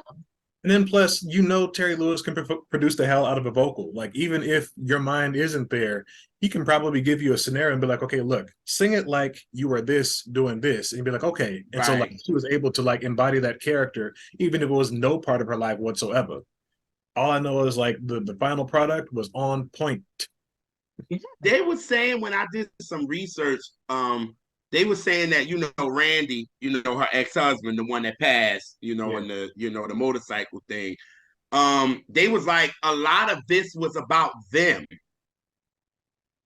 And I'm like, oh, so maybe that's why we're getting that emotion from her and that realness from her with a lot of these songs. Because, like we said, at the end, them songs she wrote, oh, yeah, you feel it. It's like Elise said, it's like, yo, when she growling and singing down, it's like, yeah, girl, you going through this shit. This shit ain't no fake shit, like at all. Like I think this on that song is the most aggressive. When the second half of that song is the most aggressive she's singing on this album, and she's singing aggressive the whole album. I mean, the Mm-hmm. first half of the album anyway. And Yeah. Well, I mean, and I think that one she going the hardest on. all Yeah. right. Like her ad libs, like she is. I I don't think that was vocally produced. Like I think she flat footed and did that. Okay. And Honestly, Jimmy probably was like, keep that. keep that, keep that. Keep that. So you realize there's like a messed up take in Affair that they kept It is. during like the climax of the album. Uh, I'm not gonna sit here and like try to sing at her game. Um, when she's doing the bridge and she's going, uh, and then she probably went for that note and she was like in the moment, didn't hit it like they wanted to hit it, or just did something else. Maybe she like missed it or like hiccuped or something. But she comes back down. They fade her voice out, and then they just hit the note that they wanted her to sing. But I didn't notice for a long time that it wasn't actually sung; it was played. Like Oh wow, I never caught that, Mark. when Mary Davis does like even when you sleep, like I love that song. Same thing. There's just like there was a peak that I'm sure that Terry was like pushing her towards, and it was probably just slightly out of her range that day. And so instead of pushing her, they just like played the note that you wanted to feel, that you wanted to hear. And it was so long hearing that song, and I'm like, it was a long time before I even realized, oh wait a minute, that's not the note that was hit, but it's the note that I wanted to hear. And so like my mind just made it work. If you go back and listen to it, like you'll hear it. And also, okay, this is Like kind of what they did with Janet with don't know what is it? Uh doesn't oh, know love will I'm never do without you. Exactly, same thing. yeah. And it made Okay. the record work. But if you go Yes. into the house mix of Affair, it actually just like plays the vocal, and you can hear while they just kind of turned the fader down and then like brought it back up, and that note is not actually there. So like either they like she just missed it entirely and then like jump back in with the ad libs. But Mm-hmm. it's amazing to like look behind it, and as much as I love the song, I don't even care. That's still my shit. The emotion of it all. That's what that is. Like that's what it is. Like that, and again, that's what I love. Give me the emotion. It might be the wrong note. Look, Hello, y'all see why she's my favorite artist. I am okay, JR, Elise. Elise is doing the stray shots. All right. So be the nice one because I need to know who to duck from. It can't be you and her. I, I can't. I hate it here. You, I me, really and hate it. Elise. What we gonna I do hate big it. day? I can't hate. I hate it here. I really do. Oh God. Okay. Okay. Hey, What's have the you next heard any of the song? remixes from these singles at all? No. Like yesterday when I was listening to the album, I saw that they had an affair remix, and I never heard it. So when I listened to it, I was like, "Oh wow, Oh, okay, oh, see, I've heard a lot of those, uh, different mixes of it. I, okay." I will tell you, none of the remixes from Affair, in my opinion, okay, that I have heard, are necessary because the original is like I agree. unreachable. But I know there was also like some DMC remixes that are on like import versions that only came out in the UK. I'm just curious as to what they sounded like and what markets they were trying to like get Affair into. But there was also, did you know like What More Can I Do For You was released as a single? Really, I didn't know that. It was, and they were actually pushing, I think, the remix of it over the album version. And the remix sounded more um like it was like something that was done by Babyface and L.A. Reid. Oh Kind of shit. like when they remixed The Lovers, and it was like Keith Cohen that did the remix, and it sounded like Mhm. Babyface and L.A. did it, which I actually like the remix too. But for What More Can I Do For You, I actually like the way it knocks. It just, hey, Tunes, can I get a little volume? I'm like, Again, so much attitude, I love it. so much attitude, so much attitude, and it gave and this um. What more can I do for you? Gave me Vanessa Williams right stuff vibes. Yeah, yeah, absolutely. I'm with that. Yes. Yeah, It yeah. gave me that. It gave me that. I was like, oh, okay. Okay. I'm with it. I'm with it. I like it. I'm gonna keep it there. I'm thinking about these lyrics too, because I'm like, is this with the story? Like, what more can I do for you? It's just like, it's happy, but like, how does it fit into the narrative? Let me go to these lyrics since Elise got me reading and whatnot. Oh, she does. Oh, listen, I done said on so many episodes, Elise has me lyrics, like for real. Like, Look, context is everything, and that's part of the yeah, experience. Bring those lyrics in yep, here. Well, for some artists, some you don't want to pay attention to the lyrics. It's for the best. that part. Do it till we both wake up. Come on, color me bad. You're not gonna come for that song because I do like it. Look, I know you're not gonna sing that song.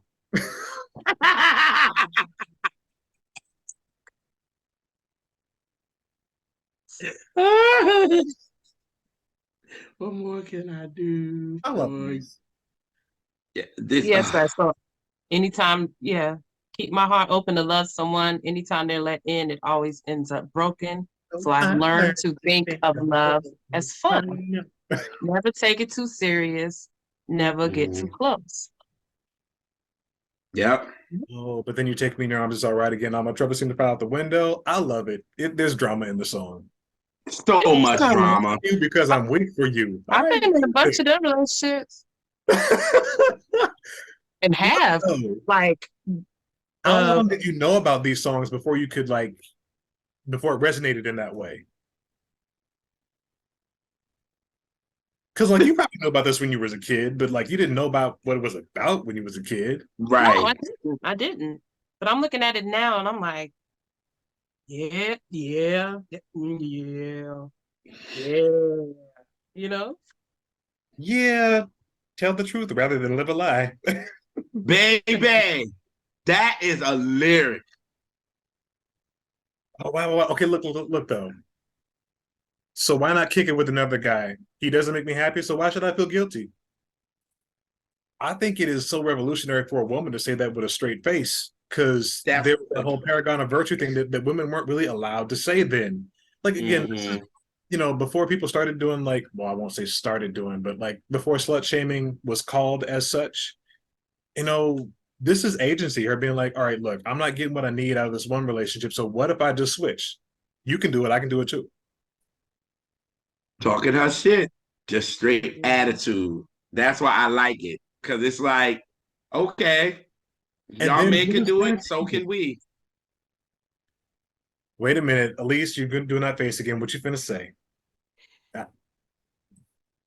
But I just want to keep with the fact that this is all like bravado bullshit. She don't believe what she's saying. She don't mean none of this shit because every single song with she being all sassy, you're gonna get a line. I'm so hurt. I'm broken. I'm weak. That's Okay, true. well, you know what though? All the Right? hurt, all the I'm brokenness, hurt. that's on side B. Huh? All the hurt and all the brokenness is on side B. That shit is on side A and B, and it's So you and don't think what she's what enjoying what she she's doing? it's more she trying to convince she trying to Herself. convince everybody and especially herself Yeah. that this is that she don't every song she's talk all that shit and say, but I don't want that. I want to be in love and all this, but I keep getting hurt and don't make sure nobody's hurt like me. And So whenever I hear about a song like this, it's like I don't know if it's because y'all's men's and you're not getting what I'm saying. I don't know. I hear you, and I'm I get it. I get it. I I get have it. a hard time with these songs because like women sing them, but like men are writing them, and it's a different time entirely. So we're applying something that we learned in the last 10 years maybe to something that was done 35 years ago, and trying to ask like, okay, so what is she saying? Is she saying that she's happy in this situation and she's in control and she has the agency to do what she wants, or she Mm. feels like she wants to do something, but somebody else is stopping her from doing it? Like, is she choosing what she's doing, or does she not have the choice and the power? And like, those are all deep questions that you can listen to the whole album and never like looking at the lyrics and never ask. But you have a point. Like, because men have a particular lens, we're probably going to choose the thing that is most advantageous to us. I wonder what she actually thought about that. How does she feel about affair? And like, can you get her to come on the show? Because I just want to know.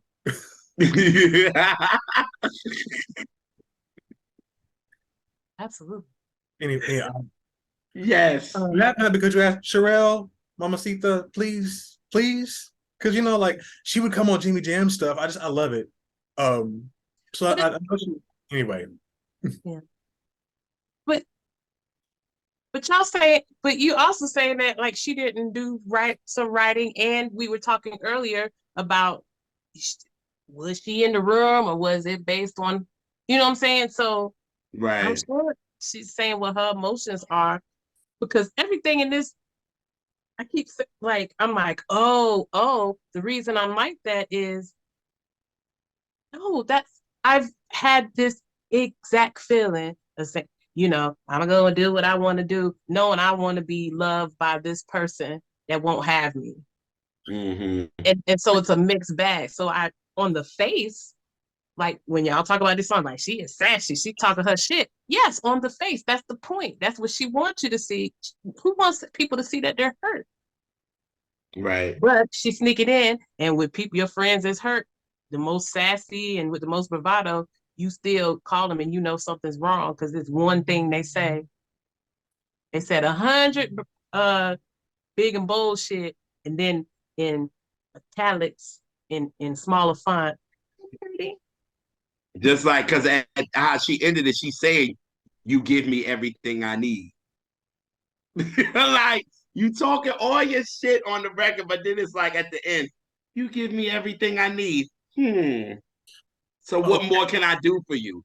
You know what I mean? It's all that emotion wrapped in there. So I get it. It's like, yeah, she gonna show, yeah, I'm strong. I'm giving you all of this, but at the end of the day, I still want to be loved by this guy on the okay. surface. You know what I'm saying? Like I get it. I get it, Elise. I The get it. thing you can I talk get it. about forever, but like I do want to see what makes sense. So, Elise, please. And then when you get to side B, it's her shedding all that off, and all the shit she was Yep. saying all Okay, along, now she's fleshing it out. Like, fuck it, True. I broke. Yeah. This is what I feel. But I've she okay. heard. been Yep. telling you at every song.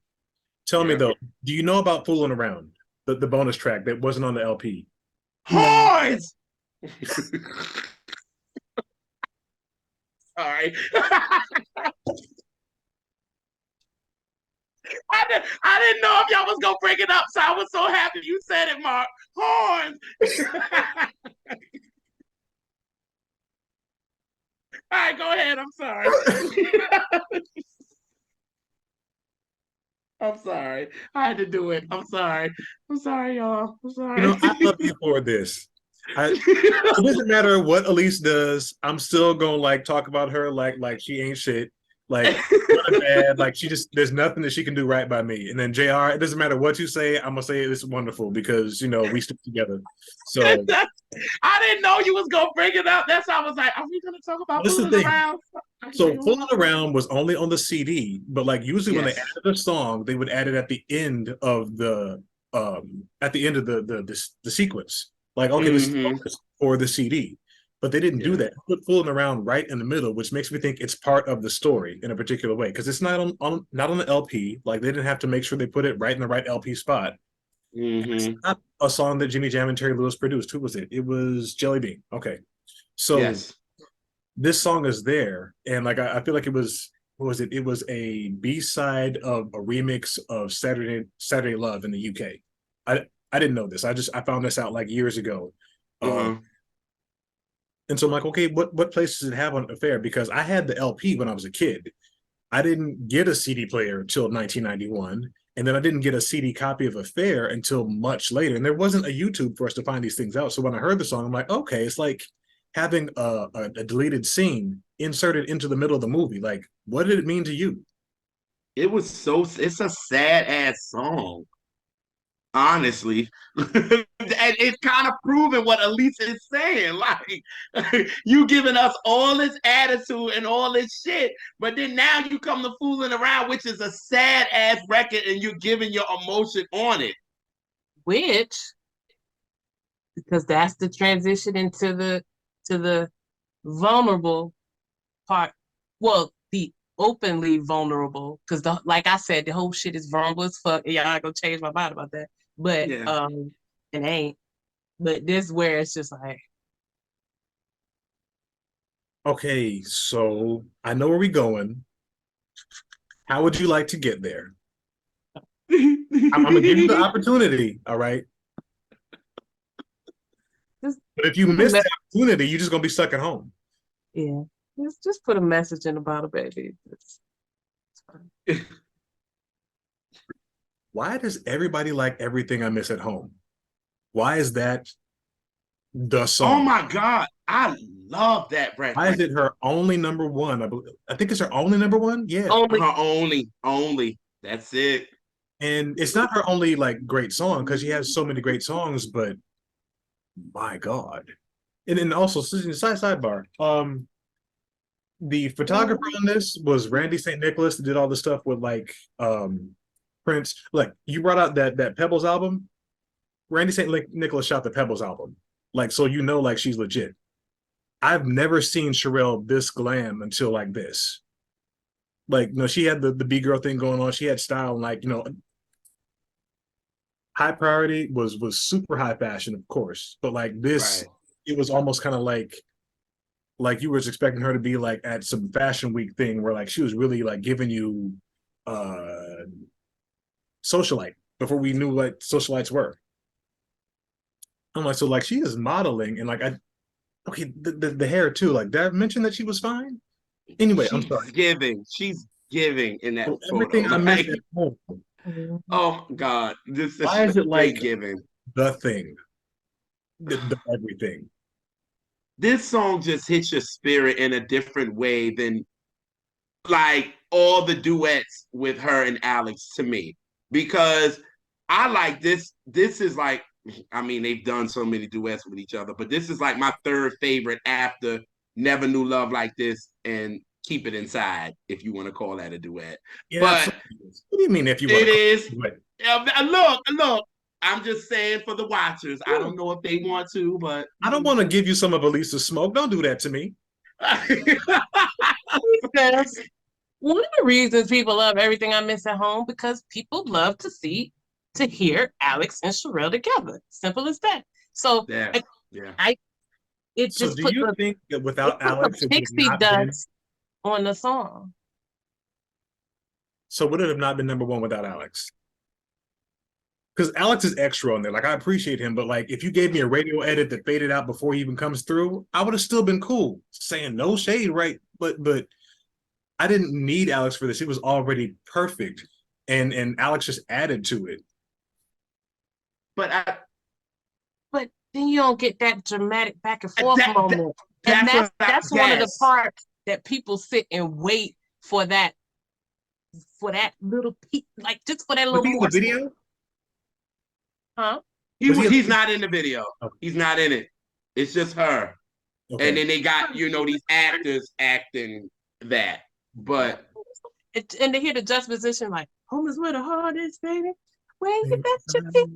Like that juxtaposition, that is music magic. yes, it is. You Yeah. can't create that. That I'm just sorry. is. I can't stop looking. I Yeah. But that It's the like they talk vulnerability about of the song. electricity. yeah. That's just But it's just even for the small part, like people wait for that part. I do. I be like, Yeah. all now right, here it the comes. words on the verses though, when she's like, it's like I guess you're wondering how I got here, but like in a song format. So like you getting all this sort of like, oh yes, I do love someone, but I can't pretend to be happy. I was lonely. Like and like the whole music changes and you get this air of like, okay, everything was great, and then I ran into you and you showed me some things that I was missing at home, and them chords get back to minor. I'm like, oh, okay, so it's just drama, like just from the verse to the chorus back to the verse. And I'm like, it's really perfect. It's a great song. I can't think of somebody else I would have wanted to do this song. Yeah, I get it. But I'm I sure think somebody could have, but I like Cherrelle. This was perfect for it.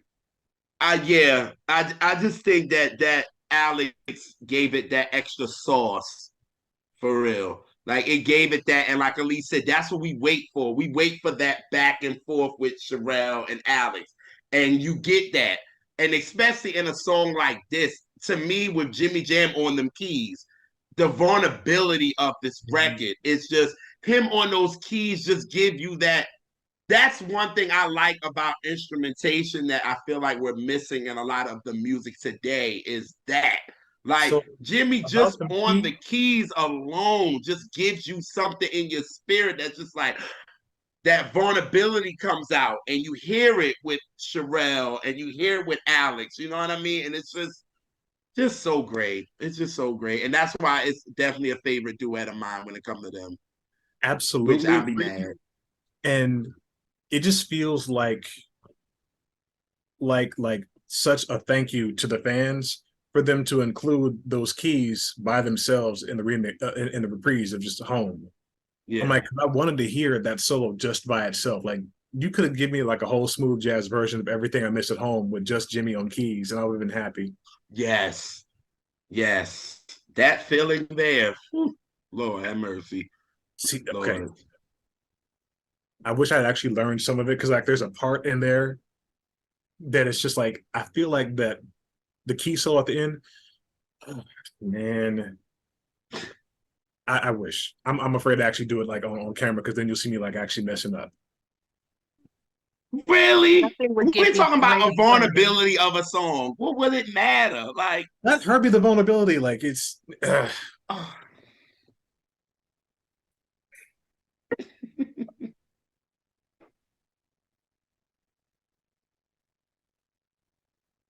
Uh,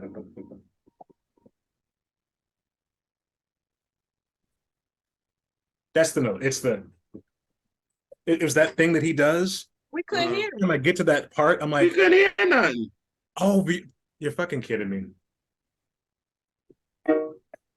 There you go. Can't hear that? Okay, okay.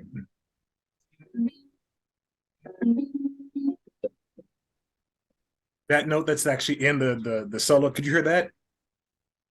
Zoom will actually like pull out anything that's not like people talking. I just realized that. Oh, damn! Which is Because great you because hear we a did it little in the bit of mistake. it, and then it just Yeah, stops. we heard Like, it at first, and then it. and then it just stops. Okay, that's weird. So like not even when I'm talking, can you hear it now? Yeah. Yeah. So but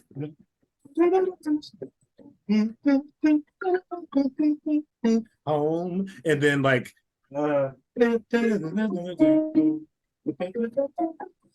that part, can you hear that? A light I hate barely. this. It was very light, but yeah. Anyway, I think you like if you hear the song, you absolutely know what it is because it's just Yeah. like it's such a great solo. That I'm just like I absolutely can listen to it by itself. I'm like now I hate what this is gonna sound like with everything like the sound being cut out. But it's its own character. It's like part of why the song is great, and you can hear it in the album version even before the reprise. So like Yeah. just hear it with the background. Speaking of which, who was on the background? Dustin. Um, Um, ain't it oh, Randy, her husband? Terry Cherrelle, Lewis Terry, and and Randy Randy Randy. Rand. Yep. Wow. Okay. So yes, the vulnerability is coming out, Elise. You are right. She does not seem Yes. happy about this at all. Um, Hey, Dart, we did another cold case thanks to Elise.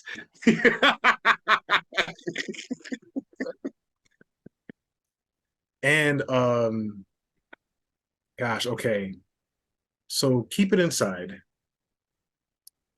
What's the That's first thing my. that comes to your mind when you think about Go keeping it? ahead, Elise. Go ahead. Oh no, I was just gonna say that's my cut. That's that is my. I don't count This everything gives me this at home. Like it's in its own look. Like so. Besides that's my favorite song. Keep it inside.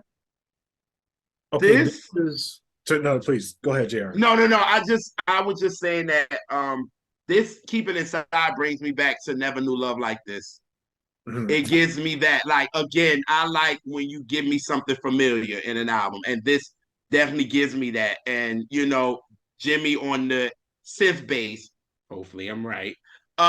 So He will tell you if you're wrong, and I appreciate that because you want your No, stuff that's right. right. Don't have me out here I, looking stupid. No, that's the right. black rule number one. But I yes, hope I'm right. But yeah, it then it's also it's so airy, like no one could love you, like SOS Band Mhm. would keep it there. Like I keep it inside. I love this record, and you want to sing along to it, like for real. Like it's tears are falling. I can't keep it inside, keep it inside. Like it's so dope. crying over time because I can't. I'm like, no, you see what you did. Yeah. Right. So this is my only question about Keep It Inside, because when they did Saturday Love, wait, no, okay, well, at least on the single, it was Yeah. like Cherrelle featuring Alexander O'Neal. Right. And then when they did Never Knew Love Like This, it was Alexander O'Neal and Cherrelle, and they both on the cover. Right. But like, you would never know it's a duet with Alexander O'Neal unless you read deep in the credits. And From that's why I said, do people consider it a duet? Because on the album, it's just her. I And they mean, don't say featuring Alexander O'Neal, but they definitely say that shit on Everything I Miss at Home. You know what I'm goes saying? by Like, any other name though. I think Keep It Inside, even though Saturday Night Love is classic, it's my favorite Alexander and Cherrelle duet. Just period. Because Oh, it's Saturday Night's so, not my favorite of them. not mine either. but it's such a great song, even with them both singing the same verse. Love it. It's But so it great. yeah. Now we love Saturday Night. That's We evergreen didn't ass know it was song. singing the same But verse for Right. like 15 years. You got away with that crime. Statute of limitations is over. Like Saturday Love is good money, right? But They like all Keep It singing the Inside, same verse. Like, I didn't know until like Jimmy told us on the podcast. It's like, you criminal, and you a good criminal, the best kind. I didn't know Nathan. at all. Like, everything I miss at home. How many times do they say the chorus? A lot. If the song starts with the chorus. Yeah, it does, but like Alexander doesn't come until the end, And as much, I mean, if Everything I Miss at Home was a duet, it could have rivaled this for me. Like it was such a great song that it probably could have been like my favorite Alexander and Cherrelle duet. I just consider him a feature. He was like the extra. Like, but Keep It Inside is both of them sharing the leads and they look, Yeah. if they let's sing it together, it's a duet. If there's no let's sing it together, it's not a duet. Yeah. Let's sing So it you, together. I can, I won't. What? I'm like, come on now. but yeah, keep it inside. That's definitely my absolute favorite song on this album. It's so mournful. It's one of those songs that is the music is so happy and like upbeat, but when you listen to the lyrics, you just want to cry. Like it just It's is. yes. Oh, can I read you a line talking about what I was saying? Give me a stanza, please, because this song, I'm with you. Yes. No more stiff upper lip. My pride has took a beating. I only used to cry in private behind closed doors. Now it doesn't even matter if I'm in public anymore. I realize you're just reading I that. need to gavel like T.S. Madison. Like, I, Really? Now, even though the case is now open and closed, and Elise is obviously right, I refuse to admit this on camera. So let's just go on like this didn't even happen. Mhm. I can't. You I gonna won't. keep it? Just keep I it can and I inside. won't. Don't say nothing. I'll Don't just keep say. it inside, Yes, please. it's all over. Yes. Yep. and I can't. It's all over. I love that damn song. Yes. And just like at least I realize you're over here trolling me. I don't appreciate you at all. Okay, all this energy you giving, like I don't need. No, I don't need. But anyway, I'll do like step. This is a hit. This song is a hit. It should have Okay, been. Yeah. Yeah, why it was is. it not a single? I don't get it. I Why, don't. why? And like honestly, there's so many songs that could have been singles on this album. Agreed. Really? Choices, and it was just like a matter of how many you want. This was Cherrelle's Thriller for me. I don't know that album. Oh, I don't need this either. When you No. said it, I just said, Uh, could you use a different analogy?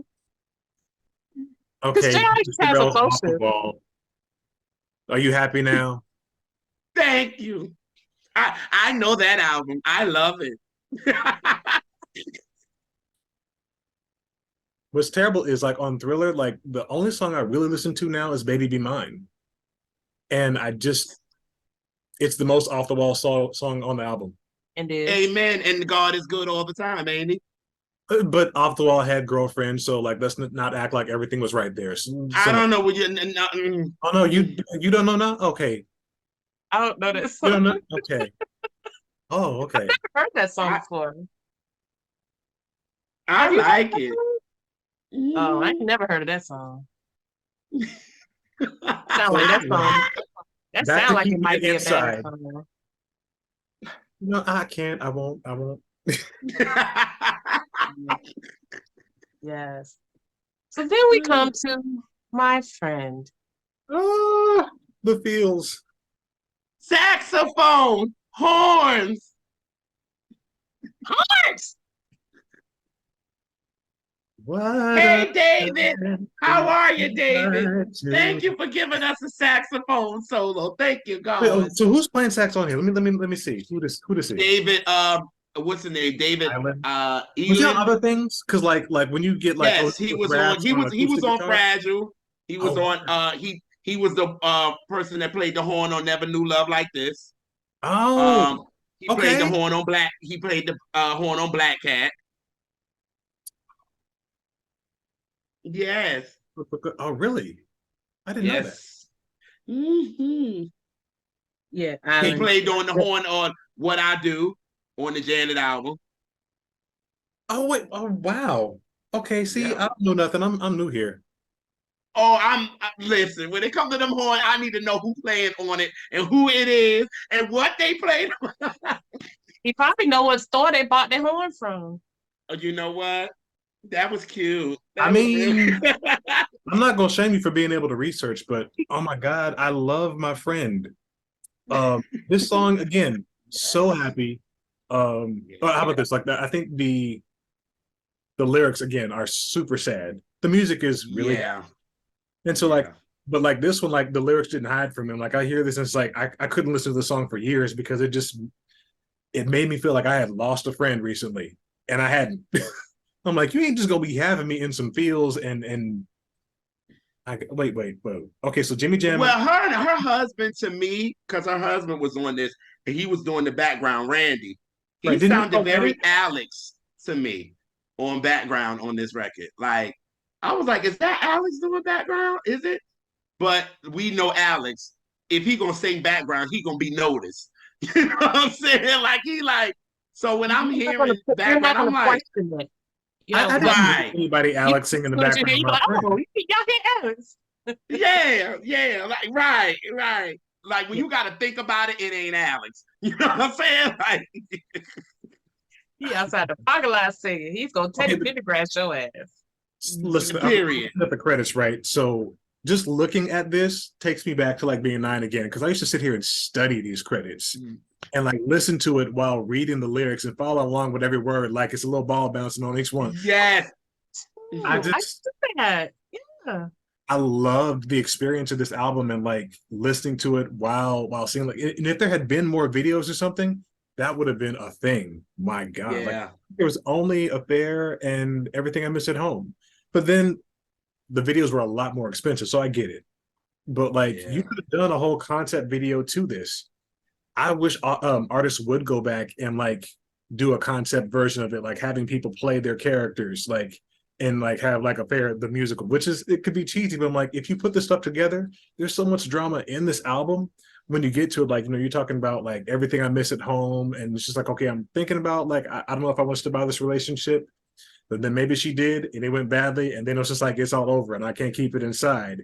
And then like my friend comes up and she's like, God, I'm like regretting everything I did, and I'm like, it's like keep it inside part two. Like, um, you know, I can still be friends with you, but like it's such a sad way we have to say goodbye.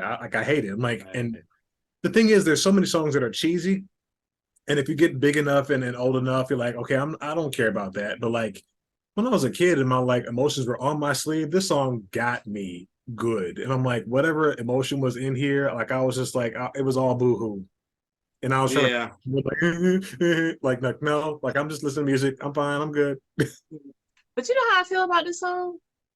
Mm. I feel it is it is teetering real close on the line of like a cheesy, sappy feel. Like but I'm not sure exactly what saves it because like I like the song, but it it tries to creep in that territory and then it recorrects and it can Let me. almost be there. You be like, and then pull it back. So here's the thing that I think is probably the most cheesy of it for me. Like, I mean, apart from like there being a saxophone solo, at the end when she's like, "Be my friend," and I'm Be like, my friend. Yes. Be my friend. Yes. Yes. at the Yeah. time, it worked for the time, but like that's the only part that kind of like ages because like again like we used to talk on records and have a whole rap before the whole song started, and like it's Yeah. not that. I'm like it's probably the only thing that hasn't aged well for me, but I don't care. Like I love it start to finish, even with the "Be my friend." and she had that deep sexy voice. Yes. I love it. I love it. I do love the song, but I agree with Elise. I think, and both of you, I think it tees the It is line of just being corny, but it brings you back a little bit. You know Yeah. what I mean? Like, It's like, no, get back over here. oh no, yes. So I think this is the thing that saves cheesy songs from being cheesy, and it's probably what helps you hear. I don't think she's singing somebody else's sentiment that she doesn't believe. Like Yeah.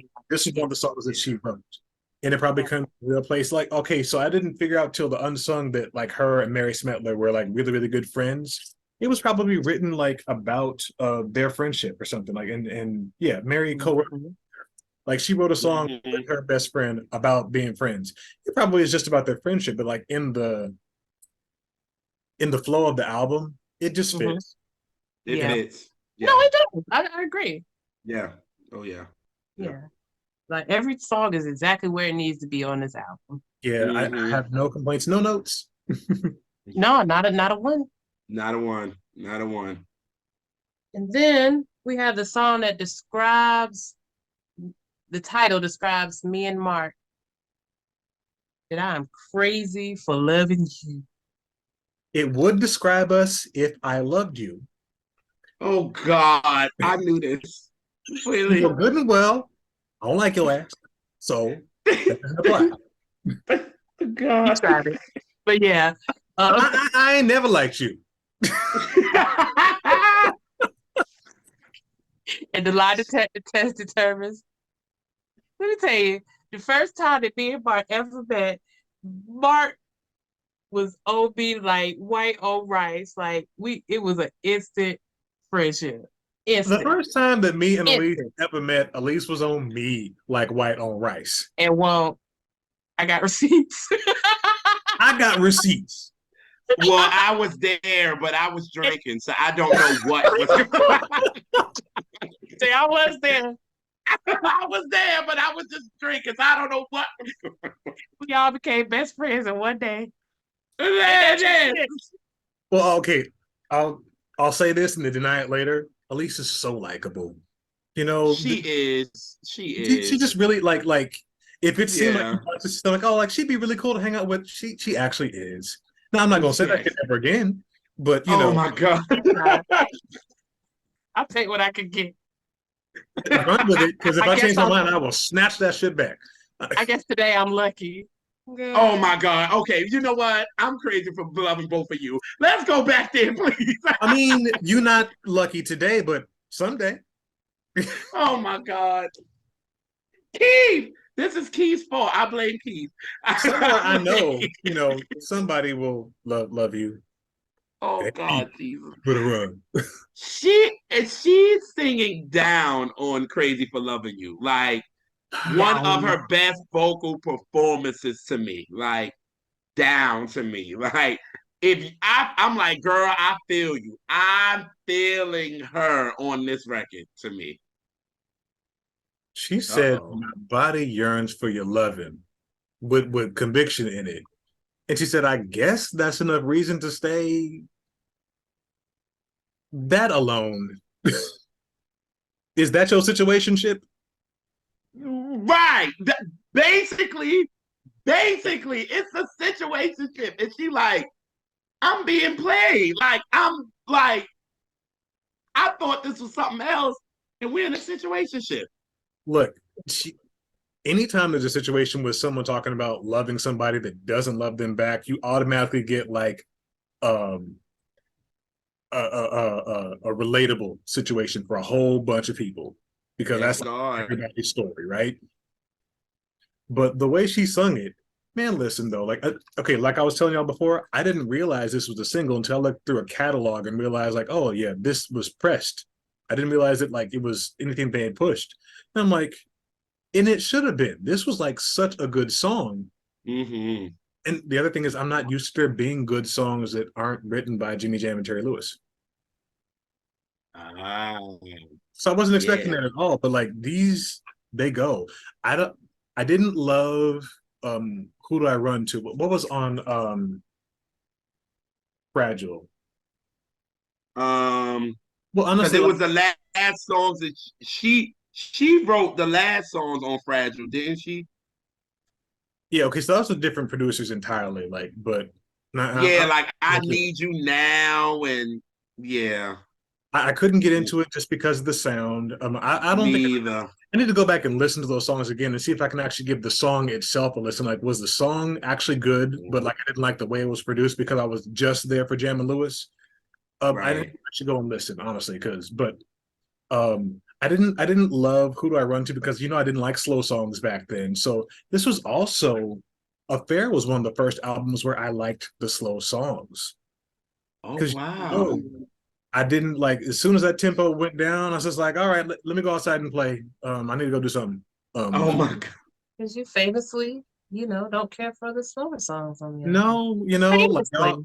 record scratch and gonna act like I just talked about y'all's mamas. And you know I love your mama. Gotta be a J, I do you. Right. Right. And that exists and that will exist in the internet is forever. Forever and ever and ever. Ain't never gonna let me live it down. Not never. Oh God, yes. But yeah, yeah, Yes. I But love it. Crazy for Loving You, I didn't expect it to do all that because it starts off so quiet. All right, so Yeah. when you're talking about the Jennifer Hudson thing, like granted, Jennifer can sing softly. Like when I saw her in The Color Purple, like she can sing really softly, and she can. She doesn't always have to yell, and then she can belt like legendarily. What I notice is that she doesn't always mix her voice well when I hear her. So like you're hearing it's either super soft or super loud, but like in between the transition, there isn't a lot of in between. So it's just going to be like really, really soft, and then boom, you get it. Or she's just going to come out the gate like giving you boom. But Cherrelle, she gave you the low. She's going to start off soft, and then like she builds to like giving you like I guess that's enough reason to stay. I know in my heart that I love you so. How could this be so crazy? I'm just like I'm going with this, and I wonder if there's any takes where she couldn't do that song if that was hard for her. She just like rolled out of bed one morning like, oh, I'll sing this real quick, and it was just easy for her. But like, my God, that vocal, my Jesus upon today. Listen, Yes.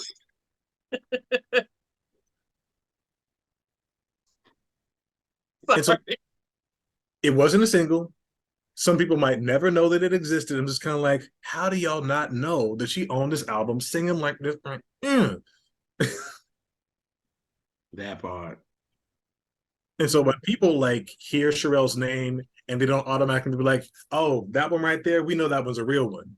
Like, then maybe they only know I Didn't Mean to Turn You On and Saturday Love. And then maybe like Everything I Miss at Home.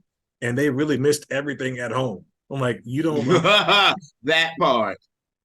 yeah, Cherrelle is one where you just kind of like you got to stop and like give her some flowers, like stop and give her that one right there because again, we probably couldn't appreciate vocals like this until people stopped doing them. I agree. I'm I begging agree. Cherrelle right now. Give me somebody who can like give me the church trained like ability to start and to hold a song, or like somebody that listened to Phyllis Hyman and knows like how to bring all the drama out of all parts of a song, and it's not just like all runs or all like blasting me and belting. Like just oh wait a minute, I feel an energy coming from Elise. What you won't No, say? no. It was to add on when you were talking about Phyllis Hyman. You can't. That's a dog Because with Phyllis like, Hyman. Where? you about Where? to like give a straight to somebody. I'm like, who is it? Who is it now? No, I was gonna say about Phyllis's voice.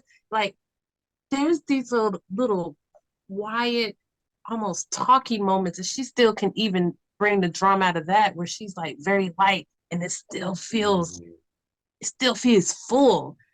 Mm-hmm. But like oh my gosh, she's a masterclass on that control, that type of control. Oh my god. Mm. Woo. That's I why don't she's my know Phyllis favorite Hyman. I don't know if vocalist I of should. all time. Wait a minute. Is there a connection between Phyllis and Cherrelle? Was it around the Norman Connor stuff? Because they both sung for Norman. Yes, that's what I was about to say because Yeah. she did stuff with Norman Connors. That's why I was like, that was that connection there. Yeah. Oh, wait a minute. No. So wasn't Norman? No. It was Michael Henderson that was her next door neighbor. Yes. I can't believe he was Yes. talking about that in RIP Michael Henderson, but I'm like, I can't Yes. believe he was talking about like being like, yeah, all right, I'm like, sir, isn't she a child? What the hell?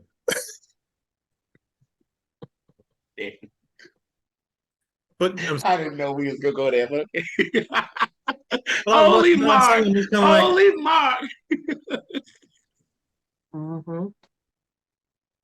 Yeah. Don't be looking at the next door neighbor daughter like that. And I really, Right.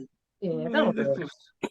oh, but anyway, no And shame. then can we get the album closer? Lucky? Oh, Lucky. Okay, so how do you feel about Lucky? This is a Mary J. Blige type of record to me. I'm going to need more And information.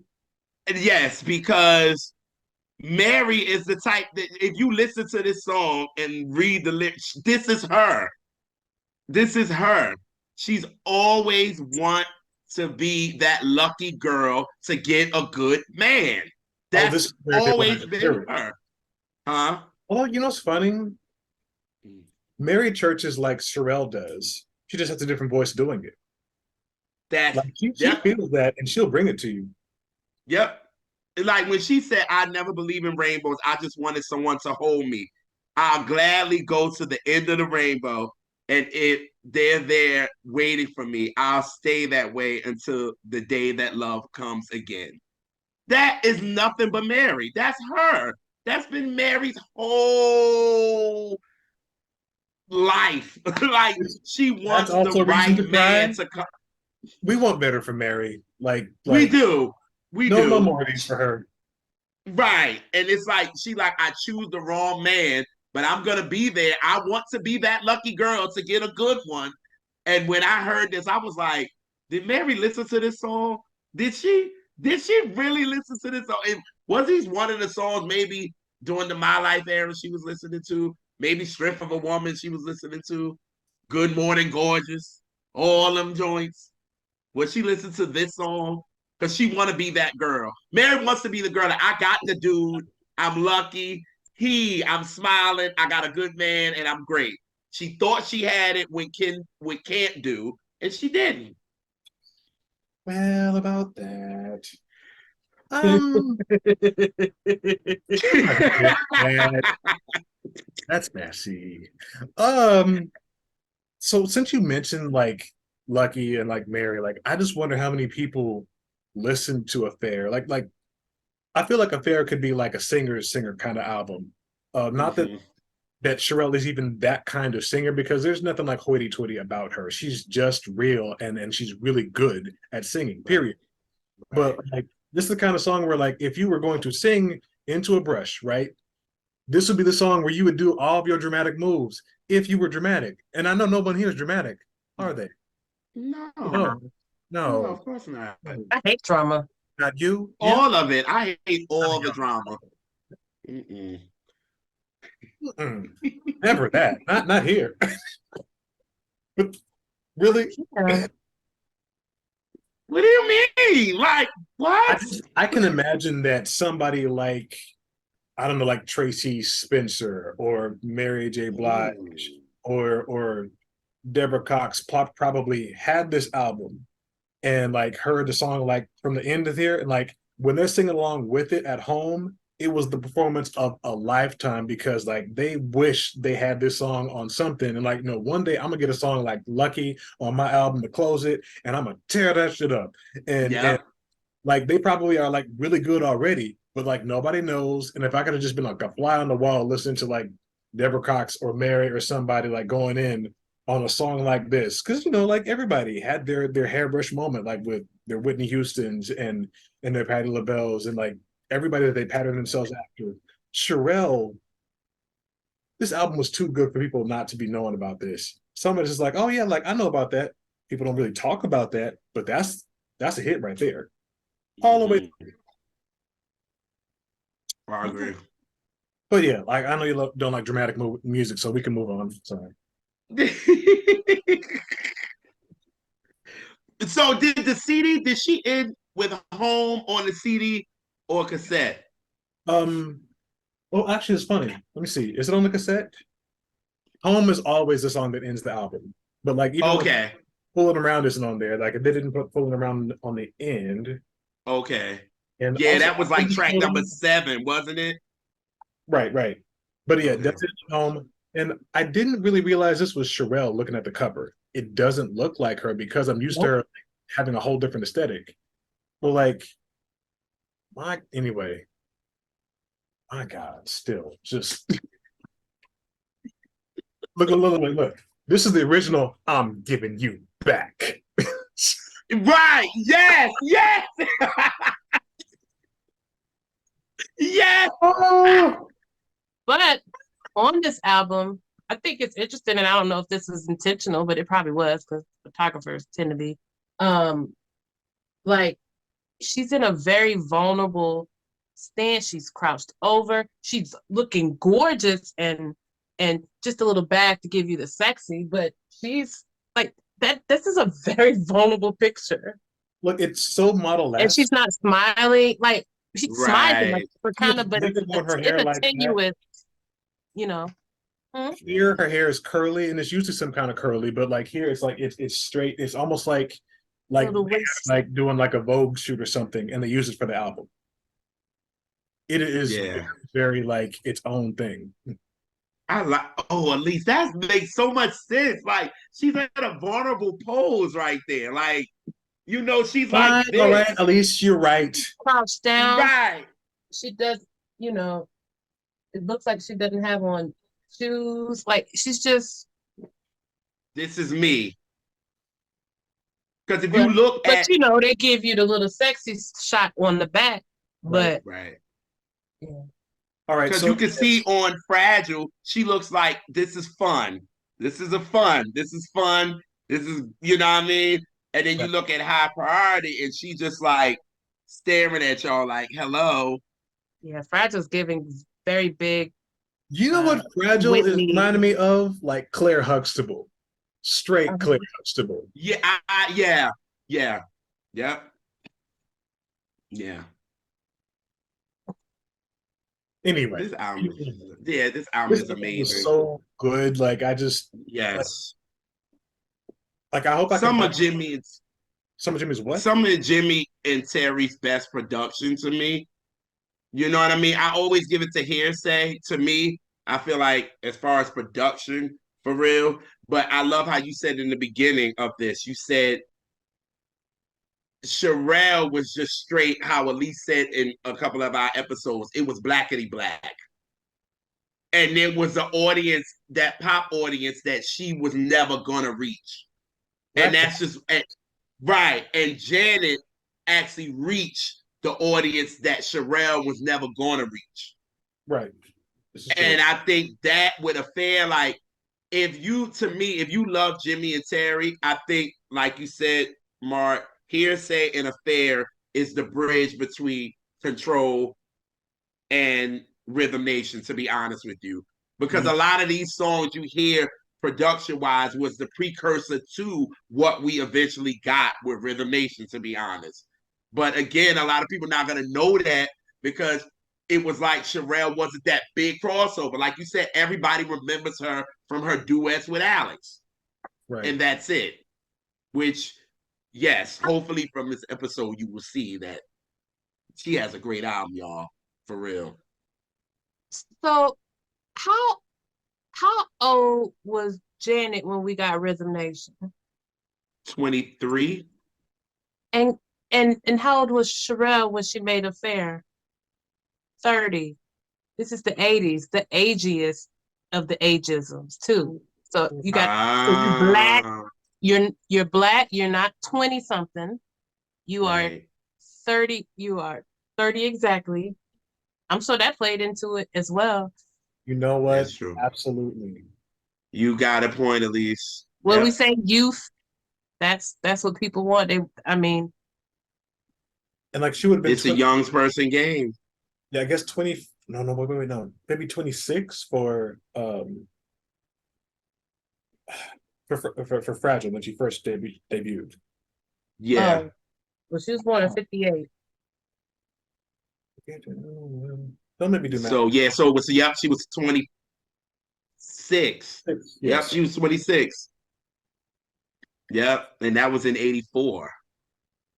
So we get into the 80s. New Jack Swing is all about the brand new. That's why Bobby did great. That's why Keith did well. Yeah, Keith did great. Janet did great. Guy, all that. And she was older. So people are looking at her like, And look, you're unless older. you're the Diana No. Ross working overtime, you're probably not going to be able to get put into the hip hop. Right. And like there's a so-called hip hop mix of Affair that kind of sounds like it's a lot younger sounding. But I think Jam and Lewis actually did that. Either that or like Steve Hodge or somebody like associated. Mm. Anyway, it's just like I didn't realize, okay, this is a growner album than I thought, but maybe that's why it doesn't ring to me as fake. She's had some time to live life, and she's giving it as like a 30-year-old. Like she's not just trying to pretend like, okay, like no, I'm playing in my mom's clothes. Like she's really talking about like stuff that's relevant to like her, at least her phase of life. And that's why when we talked about Velvet Rope with you, it's an older album. You know what I mean? Janet was older. She was 30 this time. Like it was a different thing. You know what I mean? She was 31 when Velvet Rope came out. And Okay, remember, it wasn't accepted, you know, It right wasn't away, accepted like at like first. those other ones. Damn, Elisa's right again. but I will not admit this on camera. I refuse. Oh God. Yes. So, you know, a lot of different factors. And then Yeah. you don't know, it's so many pieces. It's never one thing with Right. why Right. somebody something blows up or not. It's so many factors, Right. you know. Sometimes it's a matter of we put it out this week instead of that week. You know what I'm saying? Like it's you just don't know. There's many factors to it. Yeah. Yeah, I agree. Mhm. Indeed. So, what was you about to say, Mark? Nothing. I'm good. Oh, you sure? No, I'll just find some way to say something shady later. Okay. So now this brings us to my favorite part of the show, Okay. and that is the word song association. Hmm. Hey. And today I'm going to give you different songs that were number ones in 88 on the Black Singles chart. Ooh. Because that's what it was called then. It was called the Black Singles. Um, Catch that, y'all. yeah. Real talk. Hot Black Singles. Hmm. All right. Okay. Like me, hot and black. But yeah, so we can See, start. I was waiting, Mark. So, so I'm gonna give you the song. You tell me the first word, feeling, or thought that comes to mind. Okay. Yeah. So we'll start with Luther Van. No, I was kidding. Um, even though he did have a number one at 88. No, it's gonna be all women. I'm gonna give you women that were at number ones in the hot black singles Mhm. chart. So we'll start with Tina Marie. Ooh la la la. Vibrato. Yep. But I always think of vibrato when I think of Tina Marie. Yes. All right. Next, Pebbles, Mercedes Boy. Right. I'm sorry. With me. Okay. First of all, I was thinking that if you said Pebble's girlfriend, I was going to say thief. But Oh, oh, oh. He waited. He said he was waiting for a shady moment. That, oh, Mark. look, look, Oh, look, look, look. Before I catch it, I love me some Pebbles. Like I follow her on Twitter. She follows me back, and I feel like yeah. she's never been anything but sweet and kind to me. Like I have no smoke for no Pebbles, Yeah, none. she loves the Right? R&B reps And too. people love to see her smoke, talking about like TLC, and it's like, no, I don't actually believe all that. But Me like, either. I know that that was supposed to be Vanessa Williams' song, and she would have been great on it. So I was just kind of like, girlfriend. That was pilfered. That was there's a song like where you like steal somebody else's man on affair, and that was like girlfriend. So, but I'm sorry, Mercedes boy. Mhm. Mm, I'll say Charlie would be the word I'd associated with it Me too. because I didn't really realize that that was the same Charlie from the Gap Band. I was just listening, like, okay, He eats that record. He eats that record, yo. Eats. All right. we have in 88 was Sade Paradise. Okay, look, let me tell you that I just finished the article for Stronger Than Pride on Friday, and it's all like it's on Albumism like right now. Like so, like I think like today is the 30th, so I'm ruining your timeline. And I think the album came out May 3rd in the UK and May 5th. But um Paradise. What's the one word that would come to mind? It would be, could I say paradise? Yes, Like the I song, like that. like it's like just show your work. That's all. it's just like if you look at the music video, it's like a perfect day, and like you don't have to go anywhere. It's your day off. It's like a weekend, and that song just feels like not having a care in the world. Like it's literally named for what it's supposed to be named for. And I tried to keep that article short, right? But there's so much to say about that album because it's the first time that Sade like kind of broke their sound down to what it would be for like most of their other albums. And I love that album specifically. Mhm. Interesting choice because I wouldn't have picked that off of the singles, and that it's Sade's only number one single. Yeah, At Oh, least for real? I think so. actually, I think it's their only number one single, like period. Oh, wow. Unless I'm wrong, but like yeah, Paradise was the only time like they hit number at least on the R&B charts. R&B charts for sure, but somewhere else, nope. The charts that matter. Oh, go ahead. Tell me how you really feel. And I just know that Elisa's editing is not going to do me any favor, so I got to make sure I keep it all just. Oh, God. Jesus. Oh, God. So, because I want to include all uh ages, um, Love Overboard, Gladys Knight and the Pimps. Does SOS count as one word? What about SOSOSOS? SOS. I mean, if you want to accept SOSOSOS, you can I can type Hit my spinning, falling, deeper, deeper. I hate it I here. love a different world when they were singing. Well, yes.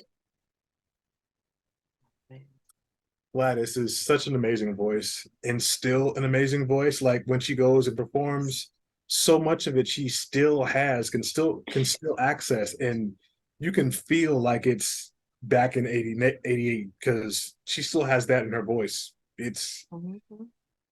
and then when she started working with Jimmy and Terry, I'm like, I just can I tell you the way I love next time? Don't let me hear you say. Anyway, that's a whole other. J- JR died. I miss Jr. That He was nigga my dead. favorite. Yo, Don't leave me here Mom, with did you Elise. just do this? Y'all know I love me some Gladys, so it don't I'm even. sorry. This is the problem. You say I one made him word, I to don't respect acknowledge what you him say. doing all of this. We sent you, brother. And I made sure to put that one in there because you love Gladys so much. Yes. Oh, Respect the I mean, clothes. and I do too. I'm saying it like only no, I love you too. yeah. Yeah.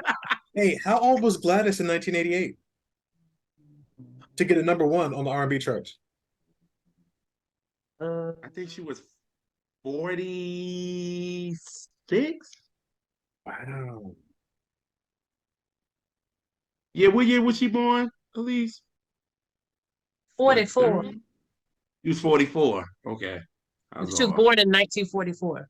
Oh, wow. Oh, 44. So yeah, she was 40, Four. 44. Yep. Yep. Number one. I was And saying wrong. right. I was saying she was 44. But she was born in 44. Oh yeah, okay. Yeah, Okay. because the album came out in 8. Wow. Yeah. Yeah. That was a banger though. God damn. It was. Gladys, Gladys. Mhm. Was that her last hit with the Pips? Yes. Yep. That was it. That was the last album she did with them, and that was it. All for love. All I I think Love, that All was I it. Love. Yeah. Yep, that was it. But anyway, She was like, "I'm going that solo." is it? You got one more? Yes, one more. I feel like I didn't messed up. Let me see if I can act right for this last one. I'm gonna try. You might not though. Mm, help me, Holy Ghost. Okay. Karen White, The Way You Love Me. Oh. Supercalifragilisticexpialidocious, because that's pretty much what she was saying on my bridge. Yeah, So yeah. what you get, what that you bring? Yes, that was one long ass word. Live on the lies. I used to sit and do the whole thing. And I can say I know that part. because when I think about you, how good it could be. Yeah. I can So decide won't you keep it coming, baby? Because I love the joy you bring. Yeah. That should Oh, be one Yeah. word, no spaces. She sang it with no spaces, so that should count. yeah, that was. I agree. That is breath come motherfucking control. Listen. I would say that would be. It's probably my favorite Karen White song, but the competition for it is Hunger, because I don't think people recognize how sexy of a song that was. And was that number? No, it wasn't number one. Romantic was number one, but Hunger was amazing. That song's I like that song a lot. I love it. I'm a big Karen fan. Okay, again, until you pointed out, I didn't realize I was always choosing like Jimmy Jam and Terry Lewis albums. So I have next time I show up, we got to do something else. I'm gonna show you my range. I do like other things. We know that, but just our viewers don't know that. Right. I've been looking crazy. Like, man. Right. No, I'm glad you picked it. Because like you said at the beginning, Mark, like, and JR, like, this is an album that people don't talk about or just don't know about or just have never sat down and actually listened to the whole thing. They kind of go for the single and it keep going, you know. I feel like it's just one that they should. And there's like albums that don't get enough credit and they don't get enough attention. Or like as good a label as Taboo was, they were just about to like switch over to A&M, I think. No, they were still on CBS by the time like All True Man came out. But like the label was having some problems, and it wasn't like the pusher. It couldn't give you the push that maybe it deserved. I wanted better for this album, which is why I will just never stop talking about it. Mm-hmm. Yeah. And this. Well, Mark, it's been a joy. It really is. Are you kicking me out your house? Joy-ish time having you. I don't know. I'm about to kick you out, but before I kick you out, let folk know where they can find you because you leave in my house, so let them know where they can find your ass.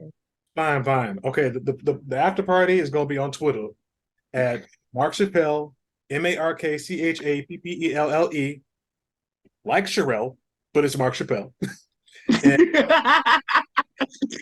Sidebar: I hate when people spell Cherrelle's name with one R because I'm just spell her right, please. But like I'm Mark Chappelle, so it was easier for me to get it. All right, so anyway. Yeah, so twitter.com/Mark Chappelle and also medium.com/at Mark Chappelle. Like I write for Albumism. I love it. It's just so great to do like deep dives into albums. I'm getting to write about Toni Braxton and Mariah Carey, Queen Latifah this year. Like who else? Tevin Campbell's I'm Ready.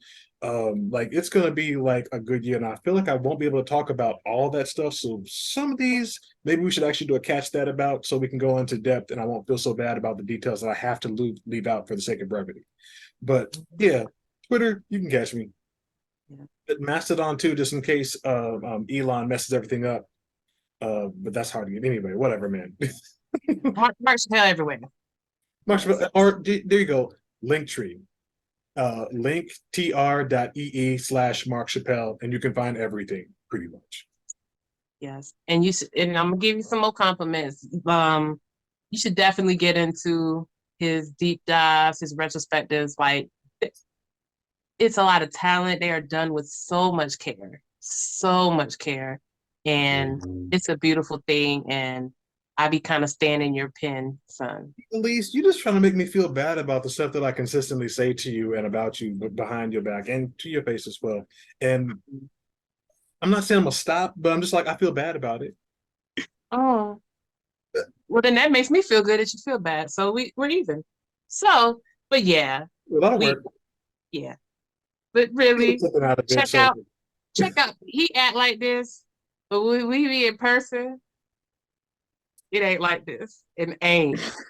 And it And ain't. it now, ain't I don't even like her close. at all.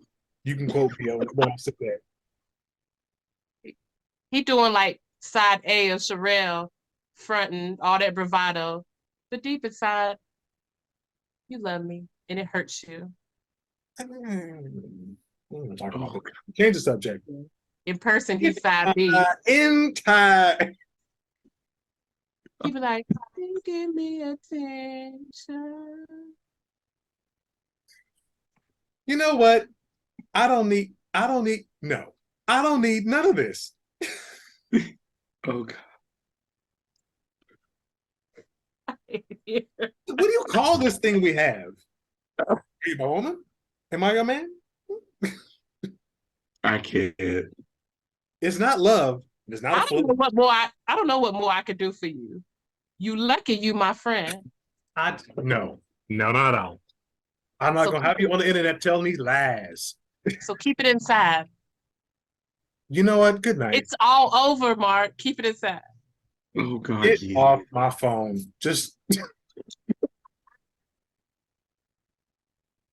But yes, check out this fool and his beautiful, beautiful pen. And I'm still he's just bashful. So Mark buy this and he don't yeah. He be like, no, is it okay? I'm like, no, this is brilliant. No, no. Anyway, and y'all know everything, which is why it's so fun to come over here and talk to y'all. And I see why like I miss being on here. Sorry for making y'all wait so long, but that's why I'm gonna try to come back and do like 5, 6, 7 of these and be the whole rest of y'all season. So I right, accept the challenge. I accept the challenge. right. next one, we're gonna be like, here Yeah. come Mark ass again. What you want? But yes, we appreciate you, Mark, and we appreciate all our viewers for kicking it with us every Sunday in a live chat, cut the food. And Yes. yeah, if you want to come join our dysfunctional family, we need some more cousins. So come on, True, so I can get a head count, so I can get the right amount of fish plates and things. And That part. I could. you know, like, Yeah, subscribe, you and could. definitely. What are you saying? Nothing. Quiet. I mean, I'm saying Make sure. you're great and you know stuff and you're smart and you don't look like an R&B syrup bottle at all. I was, I, I messed up. I can't stand him. But yes, make sure to subscribe, like, and share. Most importantly, share. And we will catch y'all on the next catch that. See ya.